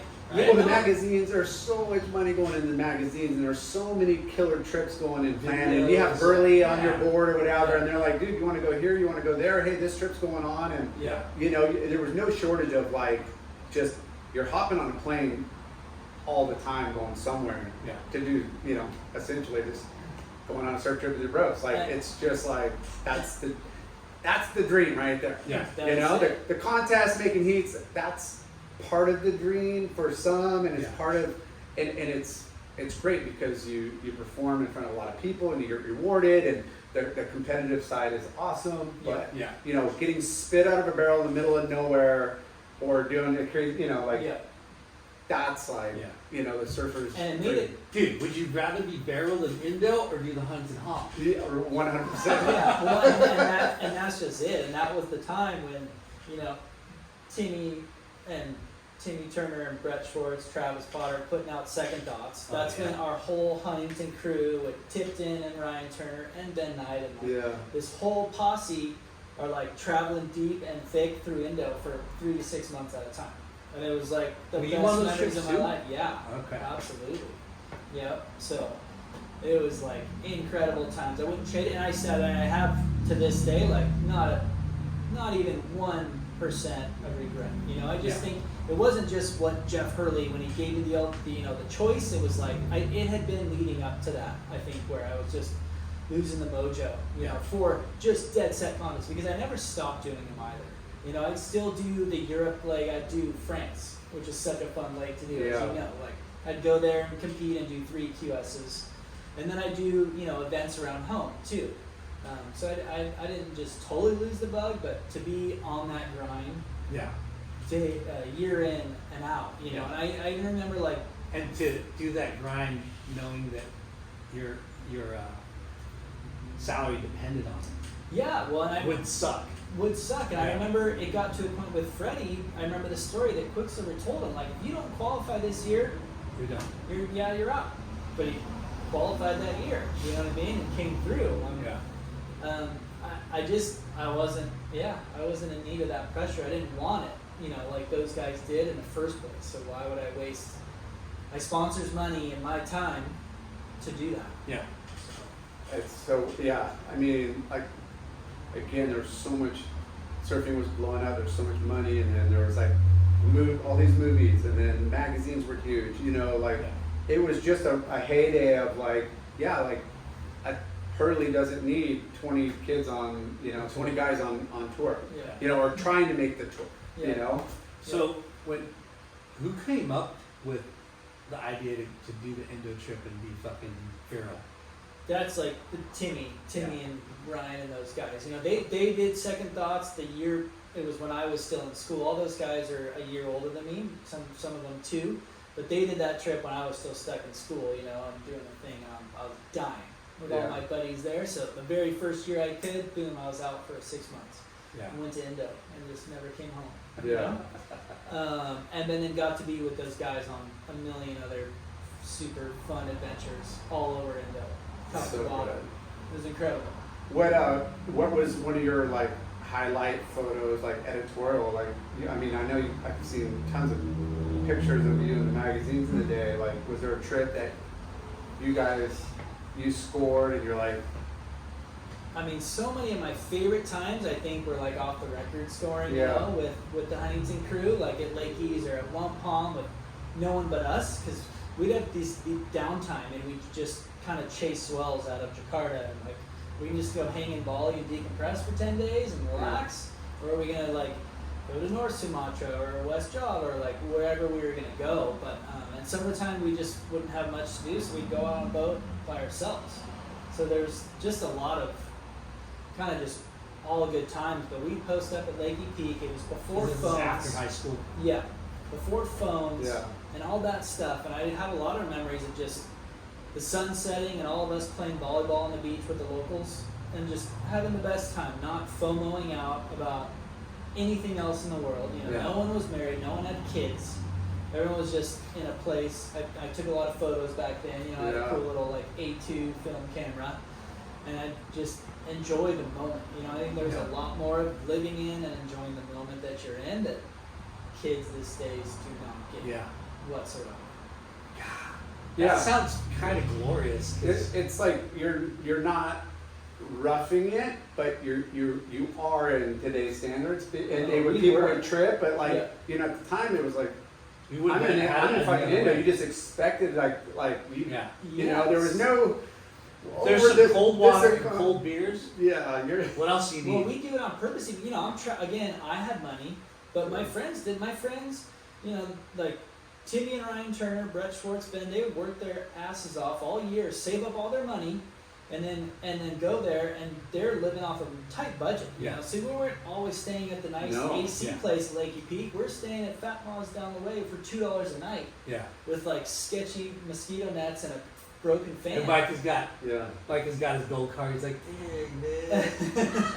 I'll see you guys later. But I was happy, like, and just living on a tight budget. It was fine. It was chill. that's what I mean. Like on paper and in today's terms you'd be tripping, but back then you're like that's the You'd go norm. back and It do was it good. again. Like Heck that, we wouldn't even, like the boat to get to Lakey Peak or Sumbawa was like, it was like hierarchy. There was like airplane chairs in like one floor where you could pay and you get a chair, and then there's, the kind of free for all, and then there's the freaking storage and animal like floor. Right. And Or even before that, we it- were taking the bus over too. Yeah, That but was even worse. I would say I was a little spoiled over there, like hanging with Rizal and the crew, because like they had everything was dialed, never had to rough it too hard with them, but still You were it the was, prince. You were with the prince. I- of we Law. got- You were. definitely very fortunate to Yeah. Heck yeah. slide in. Yeah. I just sitting back like, where are we? What are we doing? Okay, cool. Like just So after Hurley, was it Matix then? Yeah, exactly. So I had an amazing time riding for them until I was 24, 25. But then Pat O'Connell was the team manager. Pat calls me in for a meeting For Hurley. for Hurley, and he's like, you're kind of getting older, and like we're happy, but like the long story short, the truth was, a young man by the name of Brett Simpson. And it's like, and I knew, Yeah. I'm not dumb, My dad wasn't involved. I never had a manager. My dad helped me when I was young, and then I became my own advocate, Yeah. manager. But yeah, I'm like, come on, bro. I know. The guy's the shit. I love him too. Yeah. But he didn't quite come out and say that he's trying to be nice. Pat, he was, but the deal was if I stayed with them, they were going to chop my $5,000 a month in half down to $2,500. But basically making way for Brett. Yeah. So that's when I started making a few phone calls. And Brandy Faber had sponsored me for DBS starting when I was 15. And I even was doing trips with Brandy for the magazine because he was a free surfer. So, and I knew he was over at Podium running Matix as well. And so I gave him a call. And sure enough, he's like, dude, how about you come over here and you're going to have to take on a little more of a back end role, and be my kind of like help help me be the team manager over here. Which is a blessing in disguise too, Yeah. because huge. like to Heck get yeah. that experience Yeah. and still be able to be a surfer at the same time is huge. Exactly, yeah. And So- your nemesis was on the team, right? Who's that? Was Petruso on the team? Or A was he already little gone? later, Okay. but we were homies, again, like, yeah, we were all good. But yeah, so that kind of led into. So you helped burden his workload a little bit. You had a title, but you got to surf Mhm. and do everything he's still were doing. Exactly, yeah. I'd actually go up to the office 1 or 2 days a week in Torrance, and I'd be making photocopies of everyone's magazine photos for the month, which sometimes were my own, paying out photo incentive. And then other times, sometimes Brandy would come on our photo trips for the brand, but other times he'd just send me and be like, hey, you're going as a surfer, but I also need you to get photos in these trunks, and I want Gabe Kling wearing these, I want Brian Toth wearing these, and Yeah. Xander Morton wearing these, and then you in these, and so I'd have just double dipping, which Yeah. was really cool. So that was how I kind of started to learn The the business other side of the business. Yeah. Exactly. Epic. Yeah. So I was you're at still, that age. I think I was still there. You were. when you came on. I was working Totally. for Podium, and I mean, when I first came on, Matix kind of just started, and it wasn't really anything. It was more, they hadn't really dived into surf yet, and I remember going, "Fuck, man, what are these guys doing with Matix?" And then Faber. I think Faber, when I was still there, or in the beginning, Faber was still kind of working with Billabong. Yeah. And then eventually, him and BD partnered up, or BD told him, "Hey, let's bust into the surf market." Yep. And you probably weren't on the team yet, but the way we introduced it was just novelty, right? With Gab. Yeah, Gusto Gap. Yeah. And I remember just going, "Holy shit! Like, this just might work." Yeah. It was the dumbest thing ever, but oh my gosh, Totally worked. Kind of went viral. back then. A skate brand going into the surf with a fictitious, kook character Yeah. riding a jet ski in a pool, Yeah. With and a his name mullet. was Gusto Gap. Yeah. And then Genius. everything that came after that, you're just like, what? Because it was just tongue in cheek, Yeah. fun. I remember we made the Beer. Maddie sack. Yeah. Yeah, that's right. It was basically beer holster, Yeah. like a fucking. Yeah. Huge. We had all that. And then you came on. Were you our first real surfer? I think Gabe Kling was Gabe like was- your okay. first big dog, Yeah. and he ended up qualifying, which was huge for the brand. Yeah. It legitimized us, right, in Yeah. space, and we started getting that killer house in Hawaii on the beach, which was amazing. And Yeah. yeah, some more really Perks. good times with that whole crew.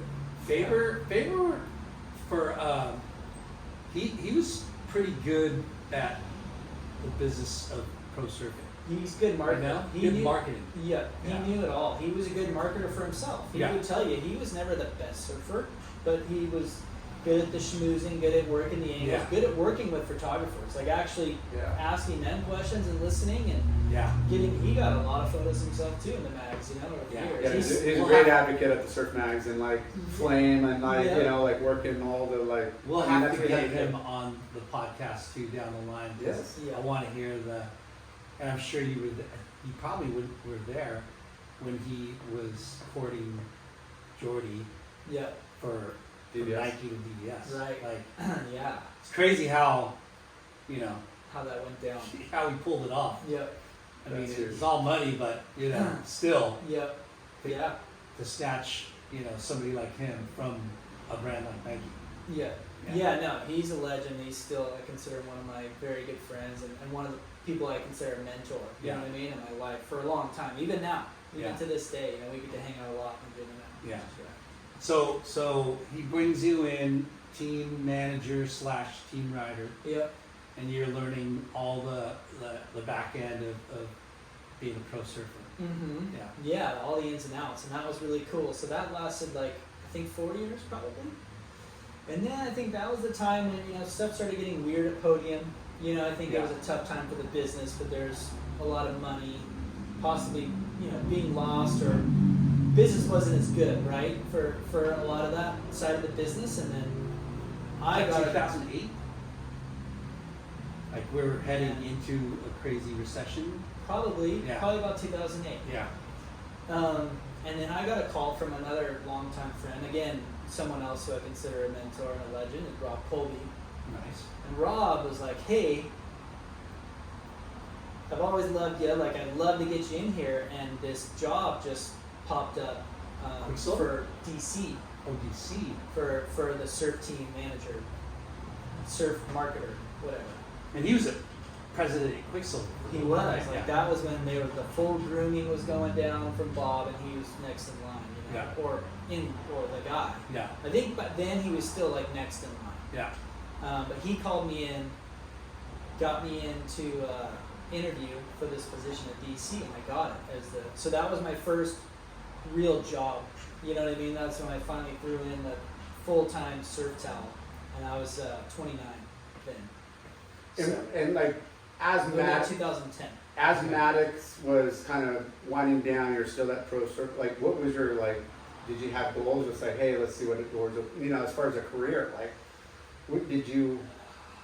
You didn't have to worry about because the opportunity kept opening up. Like, you know what I mean? It's like Well, back then, like I got. you want to be a pro surfer the rest of your life, you know. But that Yeah, I knew that was gonna happen. Yeah. Right. In 2005 already, I got my real estate license Mhm. the first time with Freud. yeah, me and D-Ba, and then you were shortly thereafter. Yeah, so Freud actually paid for me to go get my license with Shad Bowl. Yeah.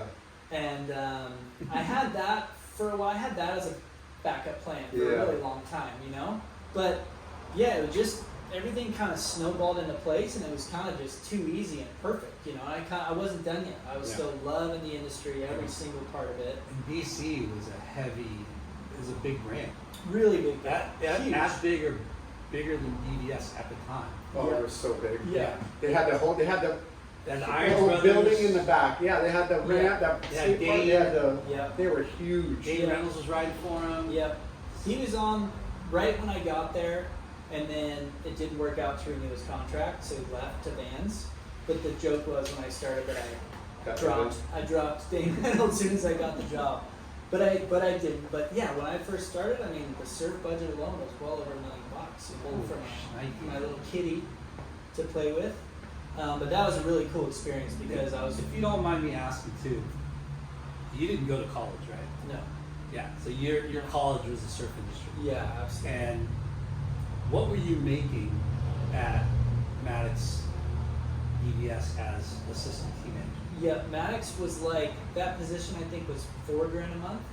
So you know, it took a Plus step expenses Yeah. and those, like back. a, you know, per All diem. the incentives Yeah. you get, you know, all the free stuff and Yeah. trades and gear and whatever. Like you're else. not shelling out everything you're doing for the company's covered, which is a Right. lot of your day-to-day stuff anyways. Yeah, but I still had, you know, all my other sponsors. I was still surfing plenty of events. That's when I won the Vans Pier Classic, the QS. That's when I won the Macy's Trifecta, you know, and it was like a $10,000 bonus for winning that. That's when they had the San Diego Surf Series going down, the Surf Ride contest series. Like, Yeah. there was a lot of money to be made. You know, I made $15,000 one year just off the, I think it was the Surf Ride series. Just that Yeah. alone. But Yeah. it's you know, I'm not asked.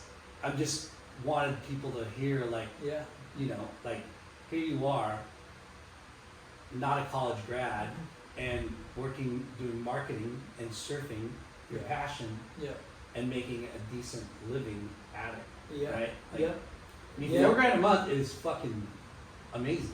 Yeah, a lot more than your friends that are working whatever job, Yeah. you know, Mhm. out of high school or Oh, college. that graduated college. Yeah. Yeah. You know, so it's Yeah. it can be done. You Yeah. just gotta, you know, work for it. Yeah, And exactly. then, so did you get a pay raise being the DC guy?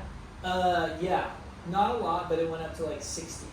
Okay. You know what I mean? But it was still a raise. It was again Great company, great company. you know, yeah. you have a lot of perks, and it's part of, yeah, like, It was a step up. It that's totally for sure. was. It Yeah. totally was. And my boss was Bryne, who's another. He's not in the industry anymore, but Yeah. amazing, best boss ever for that kind of thing.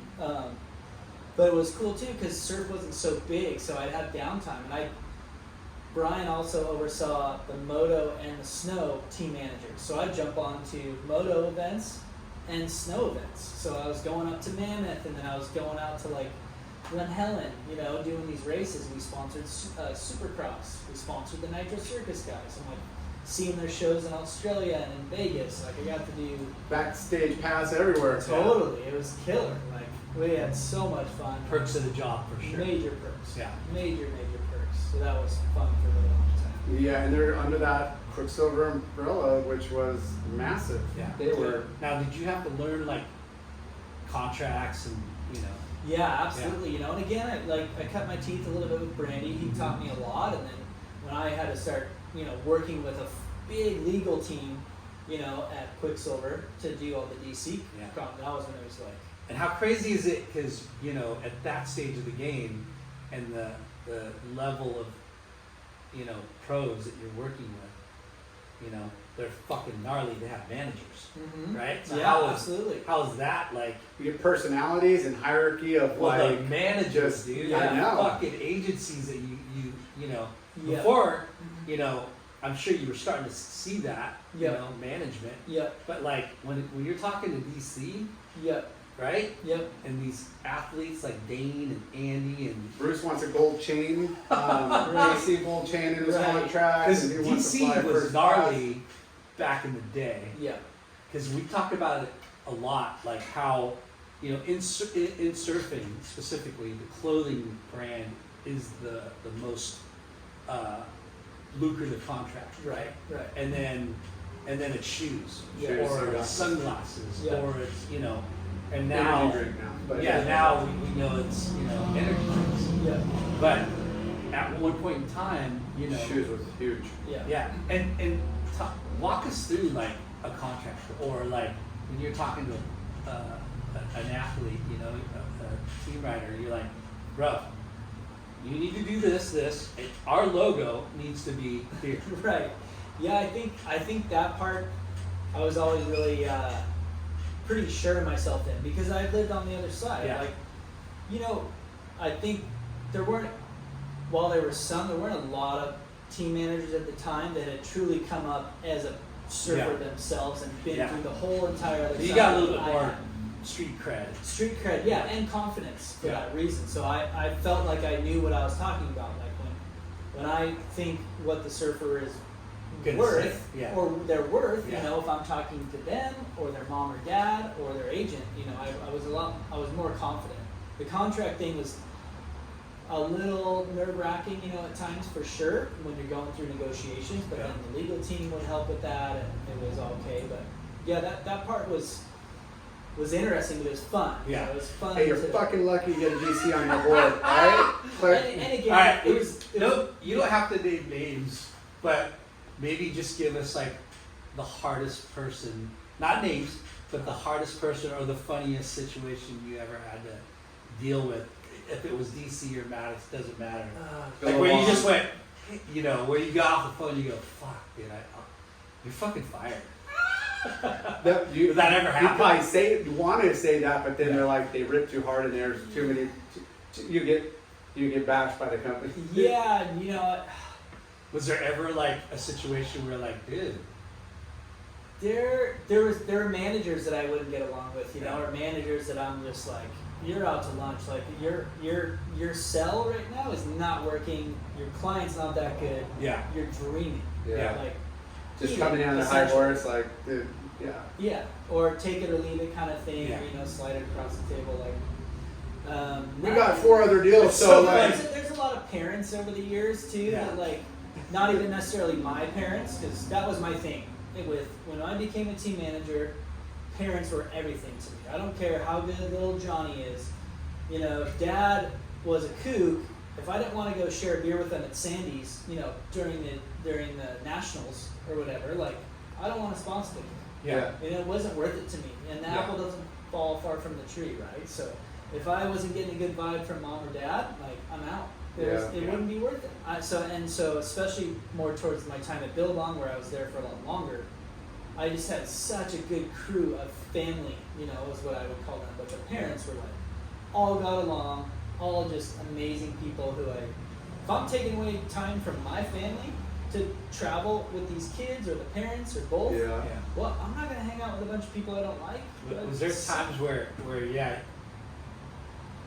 an athlete or their agent or their parent, like you have a number or you have a contract, For you sure. know, Every in time. place, and you're like, here you go, and then they go, we were thinking this, and you're just like, All the time. Yeah, there's definitely a lot of that for sure. funny. Like some, again, more. But the good thing is like you have people to compare it to. Like you have like your hierarchy on team Yeah. and what they accomplish and what was the surfers getting paid. no the ad meter thing they would run. You know, like exposure meter. Yeah, you know, it's like, hey, this guy, you know, Yeah. is getting X, Y, and Z contest, this, that, photo, video, and you know, I think you got a blueprint of like where Yeah. people should fit within that, like For sure.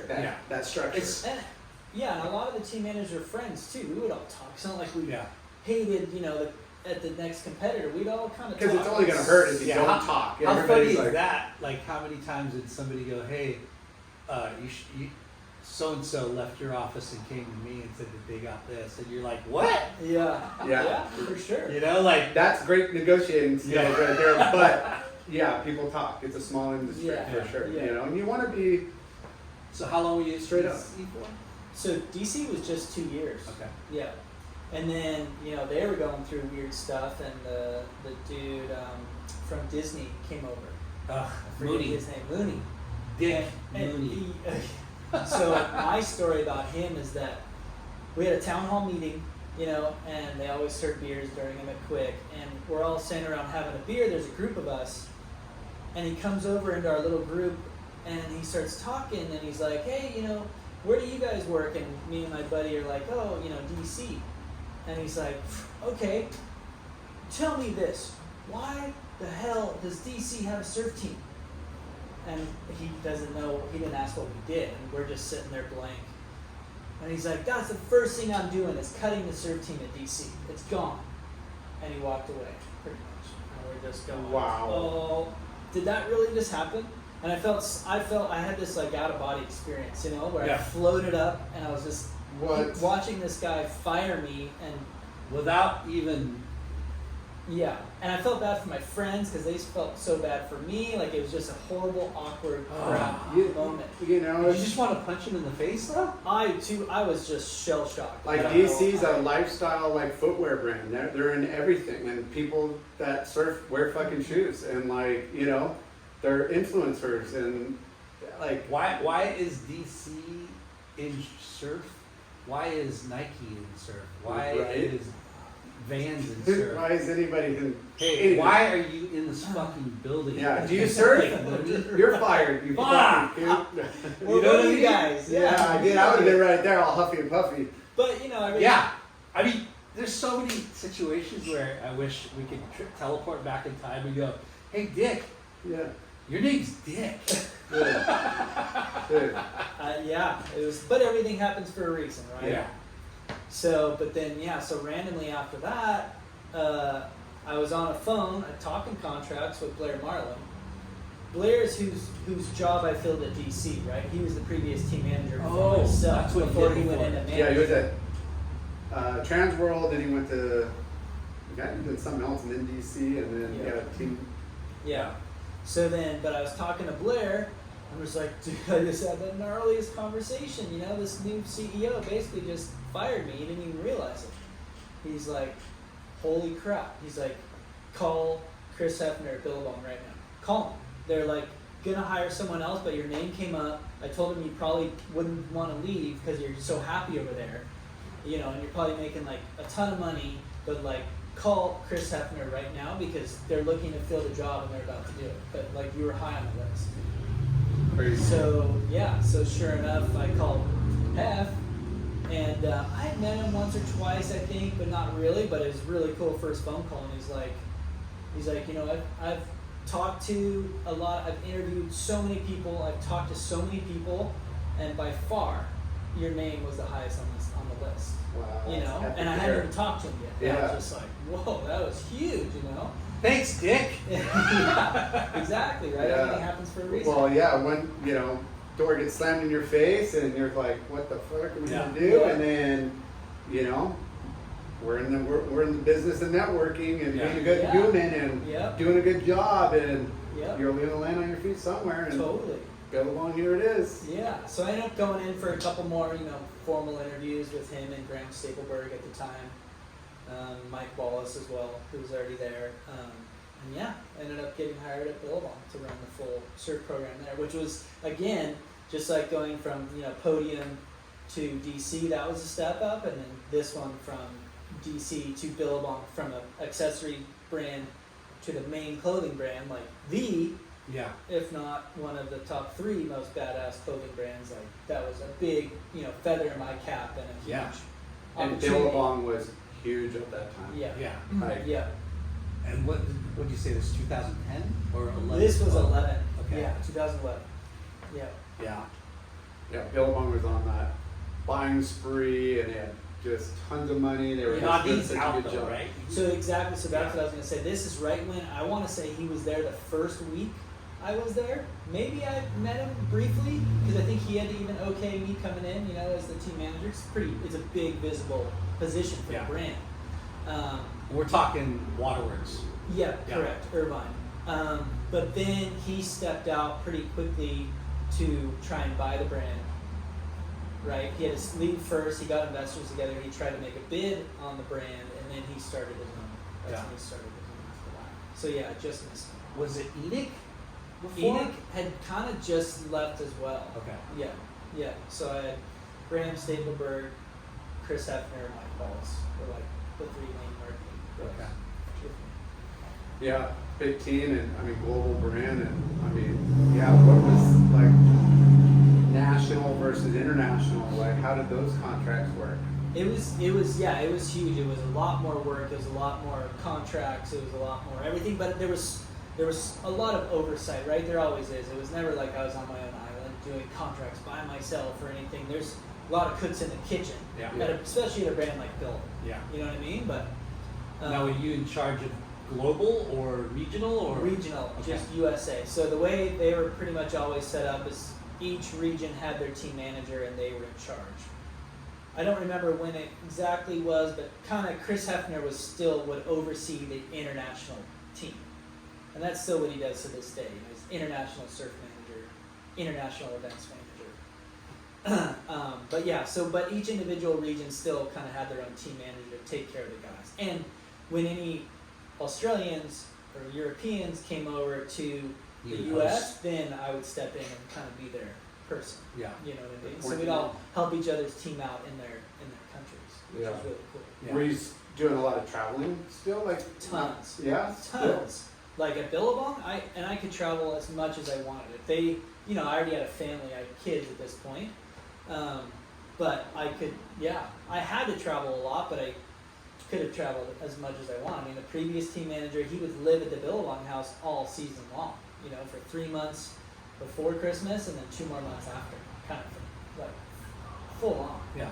I'll run the house. Yeah. I I'll be obviously- security. I'll be the freaking Yeah, but with the family, obviously. No. Okay, you're talking the Billabong house that is the house now.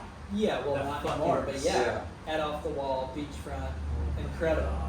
Yeah, so, but I would still I averaged like 5 times to Hawaii a year and then a couple international trips. So whether it was, went to Tahiti 3 times for the comp, I did France, did some Indo,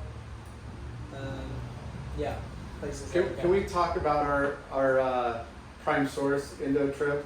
Like we scored. We scored. Yeah. Five sources, Jeff Jeff Freud. We love you, Jeff Freud.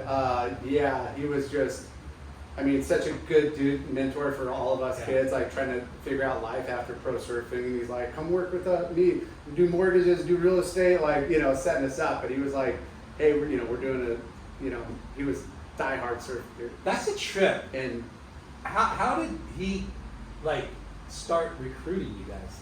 He had an office on Main, right? yeah, office The- on Main. Well, the first office was on 5th. Fifth, That's where By so- Bonsai Bowls, right? So again, my Yeah. dad, instilling the saving thing in me. I was able to buy my house when I was 20. which was huge. Yeah. Right? I remember it was Yeah, right after this guy. Yeah, and Freud was like telling me like, you know, like years before, I could buy a house. I'm like, dude, I'm gone like 9 months out of the year. Like, what am I going to buy a house? And then like, I come back and do house shopping, and I'm like, that I don't, you know, I had real particulars on like my border and zone where I was going to live, and then shit got more expensive. I was getting outbid, and then things are getting funky, and then finally got lucky and, you know, ended up scoring a spot. But yeah, he was. I remember when you showed me the house that you're buying. I'm like, I'm gonna buy this fucking dump. And at the time, it was what, 350 G's, 314. 314. And I was like, how are you gonna pay for this place? Yeah. And it's a dump, you know, because it had this ugly brick, iron rot gate. They haven't trimmed any trees in like 20 years, and it was a haunted house pretty much. Well, I remember being jealous because you bought yours like less than a year before me, and I bought mine down the street for $375 for way more. And I'm like, God, I paid so much money for my house. This sucks. Jay got his for like barely over $300. Like, And D-Bob bought his before both of us for like $270, and we were tripping. And he had a back unit in his. I'm like, Yeah. You know, like hindsight, dude. But it was no joke. Like that time, it was like there were multiple offers on every house that popped up, and everybody's getting outbid. And But Jeff Freud hooked us up. Hooked you guys up. You, D-Bob, Micah. well, D-Ball was my loan officer, Yeah. and he was holding his license at Jeff Freud's place. So that's how I met Jeff. You know, but we all stayed tight. Yeah, and he paid for me to get my license, help these guys. Yeah. And then And I was like same thing as you. I'm like, I love the surf industry, and you know, I was a Stussy trying to parlay a career after surfing, or try to, you know, get a job, and then Ruka popped up, and I'm like, well, if none of this works out, maybe I'll just go do real estate, same thing, you know. I don't know, we'll figure it out. I wasn't really stressed, but what a great opportunity. But anyways, this boat trip, Jeff, we did a couple of trips to Mataui's, and I don't know, one trip we scored, one trip I think our boat broke down. I don't know if you were on that trip. It's all like blends. Yeah, I did 2 boat trips. You did too? Yeah. Okay. I did 2 with them too, so maybe you're on both. But yeah, we I think there's video of the trip that you guys got good sized waves, right? Yeah. Both Jesse Marley did movies. Oh, yeah. Oh, Jesse's movie. Yeah. Mm-hmm. Yeah. What's that called? Next in Line was one, Next. and then I don't know. Okay. Anyways. I'll have to dig that one up. Yeah. Yeah. I got the DVDs. So Okay. What's Next? What's next? And Next in Line, I think. Yeah, I mean, just such fun trips, you know, when you're on with like your friends at RIP, like Turner, D-Bob. But we had good photographers too. We had Dustin Humphrey the first year, then the next time we had Pat Stacy on my trip, so that was the same. Yeah. And I mean, it was just like, you know, like HB crew, like Pat Cabbage was on one trip, Patch, and then a couple other, you know, Huntington dudes, and like we scored, you know, like, I mean, it's hard not to out there and stuff, but no, that score was huge. But yeah, we got like HTs, and it almost looked like a mini Chopu, but right, like on like those sets, like it was like what the, like. It was beyond. Can you take off? Can you take off back there? Because you just see these like these freight trains come through, but there was no entry.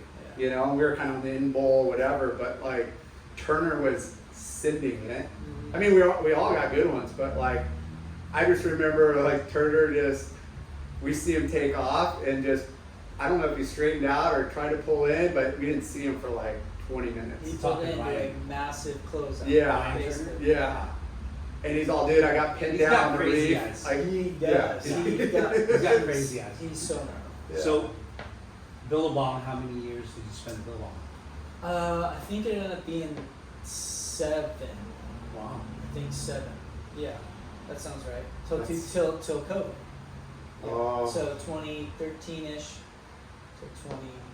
And COVID fucked shit up. Yeah, big time. Like, for sure. Like, everybody was pretty much cut in half or laid off or both. Yeah, Like, so exactly. So my time at Billabong was interesting because when I started, you know, the budget was massive, you know, over $2 million in the surf, just the surf portion. But then as the years went on, it started going a little bit smaller with the industry and everything. And then when COVID hit, it was really bad because we had to go out and kind of tell all the athletes it was a pretty major haircut. You know what I mean? I don't know how many details to give out or not, but it was kind of like, hey, we're going to kind of cut most everybody, or you're just gone. It's kind of like So heavy. half or nothing for a lot of people. You know what I mean? But we're in the business of selling product, and it just went. Well, we're not selling. We don't know when. It was super drastic, just like all the brands, and I know that because everyone was talking at that time too. It was just like it was hectic, and then I got told that I was being let go. But then I hadn't even had the new contracts back yet to talk to any of my team riders and tell them this horrible bad news. You know what I mean? But I'm raising my hand going like, I need to stay. I'm going to stay, and I need to be the one to do this. This is like my team. This is my family. I handpicked pretty much all these people. Yeah. Traveled all around the world and brought, we had the Bloodlines camps going. So I'm literally bringing these people's kids around the world. These parents are entrusting me like a uncle or something, with their kids' lives in India, and France, and in Tahiti, and Japan, South Africa, like a lot of places, Hawaii, of course. So they were able to keep me on a little bit longer, just enough time to basically call everybody and give them some pretty horrible bad news, And then as soon as all that was kind of done, I was done. Walked out the door.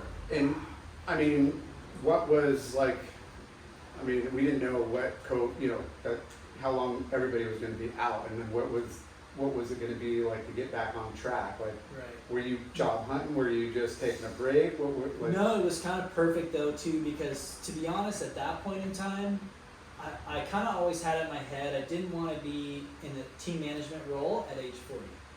I kind of just had a really good run. I love the industry, but unless I've moved into something different, whether it's higher up in marketing, like more of a general marketing position, not surf marketing, or if something had opened up, through the times with like sales, maybe, Yeah. But at that point, I was still pretty locked in, and also part of it is if you're really good at your job too, they're happy with you. They don't want to move you out of that role. As much as I had a great experience at Billabong, I loved everybody. At the end, Evan Slater was in.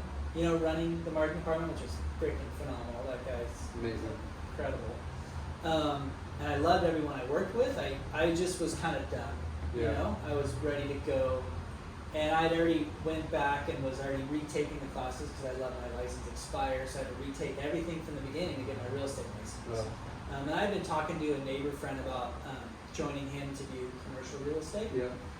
Because at the time when I was doing residential a while back, I just had a couple bad experiences because I did do a couple deals, and I just was like, maybe I want to try something else, and not nearly as many people are on the commercial side. There's a lot of residential realtors out there. Especially the past couple of years. Correct. Yeah, it's cyclical, and everybody thinks that it's a killer career, and then you realize how hard it is, and then you're like, then they're out, and then it's tough. Yeah, but I had a plan B in place, and I was actually already almost ready to take my big state exam to regain my license, because I was kind of telling myself I was going to leave the brand in September, and I got let go in March, COVID March.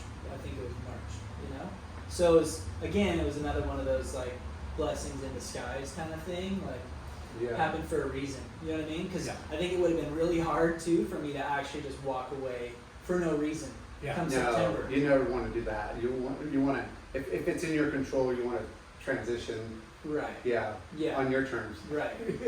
But so it kind of, the decision was made for me, and it was bittersweet. And then it sucked because I didn't really get to say goodbye to anybody either, right? Everything was shut and locked. So all my coworkers that I worked with on the day-to-day, of course I called everybody or my closer ones, but there's a lot of, how it is when you work in an office, there's plenty of people you're friends with that you don't necessarily have their number or reach out to. So I kind of didn't get to say goodbye to a lot of people.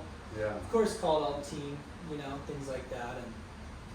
And Yeah, it was So- an interesting way to go out. Yeah. You know, it was gnarly. So last 3 years, commercial and residential, just hustling both? Yeah, well, I was focused more on commercial for a couple of years, but then just, you know, I think that market got hit hard right after COVID too, didn't it? Or well, the office side for Yeah. sure. You know, Yeah. Industrial went the other way. Yeah. Industrial went through the roof, but just ended up to not blowing my hair back. Yeah. Ball. It wasn't like. I wasn't really feeling it like I thought I would, you know, it just wasn't the space that I liked. It's not as personal, and, you know, I think a lot of what I tried to do my entire career in life is be an open, honest guy, right? Like, under promise, over deliver, and be trustworthy, right? Yeah. I guess, like, these parents needed to trust me to take little 13-year-old Johnny to some third world country, you know what I mean? And now you're in an industry job that is not really transparent in a lot of ways, and people are a little it was a little funky, you know? funky. Yeah, so I had one super large deal pending for a long time on the commercial side, and I had to sign NDA, so I still can't talk about it, but it was going to be cool, and it had to do with some surf stuff, but that fell through, and when that fell through, I ended up just leaving pretty quick to hang my license with the residential brokerage here in Laguna, where Brandy Faber is as well, actually, at Berkshire, and kind of fully pursue residential full time. You know what I mean? Again, hopefully utilizing my trustworthiness, you know, Yeah. and And your contacts and your Contacts. network, and yeah, and even contract knowledge, because again, as you know, Jay, but it's a lot of contract stuff, and I got to know contract and contract language really well yes, on the surf industry side. So yeah, kind of just go from there. Nice. Also, and on the side, I still, you know, my longtime other best friend Ben Knight. He's a boat captain with various things, but he works for a gentleman with a big fleet of boats. And my girlfriend and I have a boat, you know what I mean? And on the side, I work with him 1 or 2 days a week, depending on my schedule. And go taking down on and clients and stuff, or just more working stuff his on the boat? dock, Yeah. on the maintenance side, but the guys, you know, we have a 92-foot boat, a 37-foot boat, 5 jet skis, a Wow, Duffy, a busy. skiff. So there's plenty to go on, and I just get to go and learn and work with these super rad dudes and kind of learn stuff that I can apply to do on our boat, and just kind of always learning. Yeah. It's insane. On the And- water. It's like a And- passion. And you coach the Laguna Beach High School team? Yeah, junior high. Junior high. So again, I've lived down there now with my girlfriend for 2.5 years. But yeah, I wanted to do something to be more involved in the community down there. You know, just be more Network. part of it. Yeah. Get back. Network, all of it, exactly. And her youngest son was going into 6th grade, and I was hanging out with a couple of families, and you know, they're like, "Hey, the coach, he's leaving." You know, super cool dude named Mo, and he took a job at Surf Ranch. He's like one of the in-house surf instructor coaches up there. But you know, like, hey, this guy's leaving. Like, you'd be perfect. Would you want to jump in and take on this And role? what's that, like once, twice a week meet them? We down there, we like, aim to meet every Friday morning. yeah, But that's conditions permitting, you know, yeah, permitting. gotta be safe. And then we do like 6 events during the year, different scholastic events. Well, So- I must tell you, I'm, you know, maybe coming into a, you know, coaching role myself here. What do you got? This is Yeah. breaking news. Breaking news. What do you got? Like, for Rom's us? going into Huntington, and Verdone's like been pinning me down, like left and right to participate and help run the team Heck yeah. at HBHS. And I'm like, What? I'm like, I don't know, dude. I'm pretty busy, but I'll come hang out in the mornings and Yeah. help. He's all, well, you and Turner, because Ryan's daughter, Oh, Aileen's going to be there. Yep. Nichols was supposed to, but his kid's going to Modern Day, so I don't know. But yeah, Verdone's looking for some dads to step up. That's cool. I'll be a chaperone. Where's the next trip? Where are we going? Well, and that's No. another reason why I jumped in, because like the other dads are, you know, Andrew Yeah. Mariner, who I worked with at Billabong, super good dude, his son Forrest, and then Chad Mitchell's son, Yeah. Granger. Yeah, you Mike know a lot of Carter's the son, families who was already. Mike Carter sponsored me for electric back in the day. His Yeah. son's on the team. Like, That's cool. there was already, going back to the parents, it's all about the parents. And there was Yeah. a really good group of parents involved. So I'm like, yeah, why not throw my hat in the ring, give back, and still get to be a part of surf as well, right? Yeah. Like, I got this background. Watching these bronze froth is like so keeps you young, right? Keeps you on your toes. Like it's awesome to be around. Totally.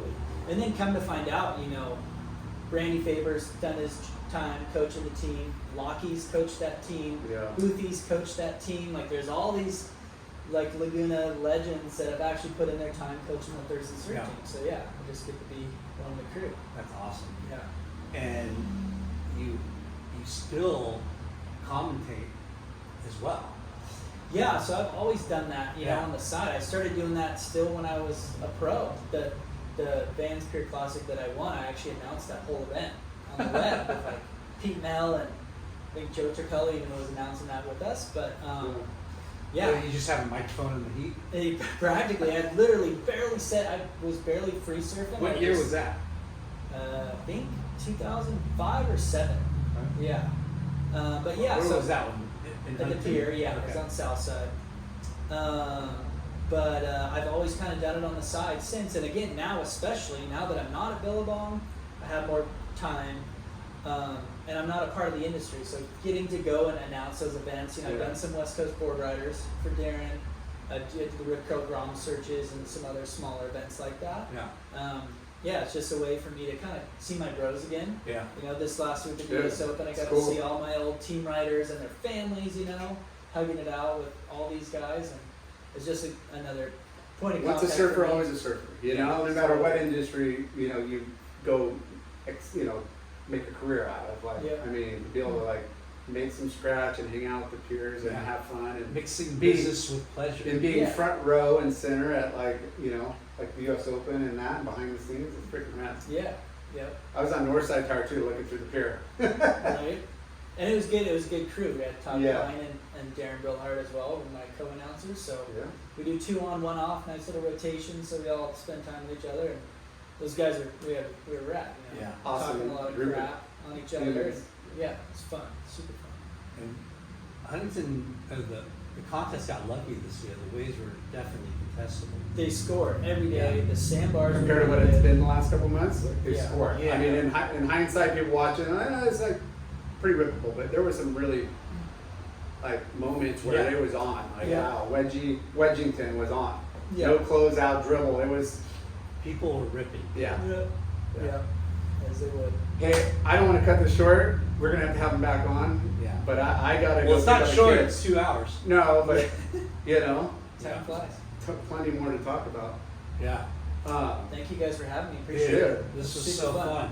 It was good to get that story, and yeah, there's definitely way more to talk about. But man, Yeah, being a waterman now on a boat and talk fishing. Yeah, let's What go you're fish. scoring, I know. All But right. yeah, dude. you can if you need a house in Laguna or wherever, right? Yeah, Wherever. exactly. Yeah, Micah wherever. State of California. What is it? Micah Byrne at. What's your email? Oh, my email. Yeah, it is. Micah Byrne at bhhscal.com. All right. We'll put that on the Insta. Yeah. Thank you Yeah. guys.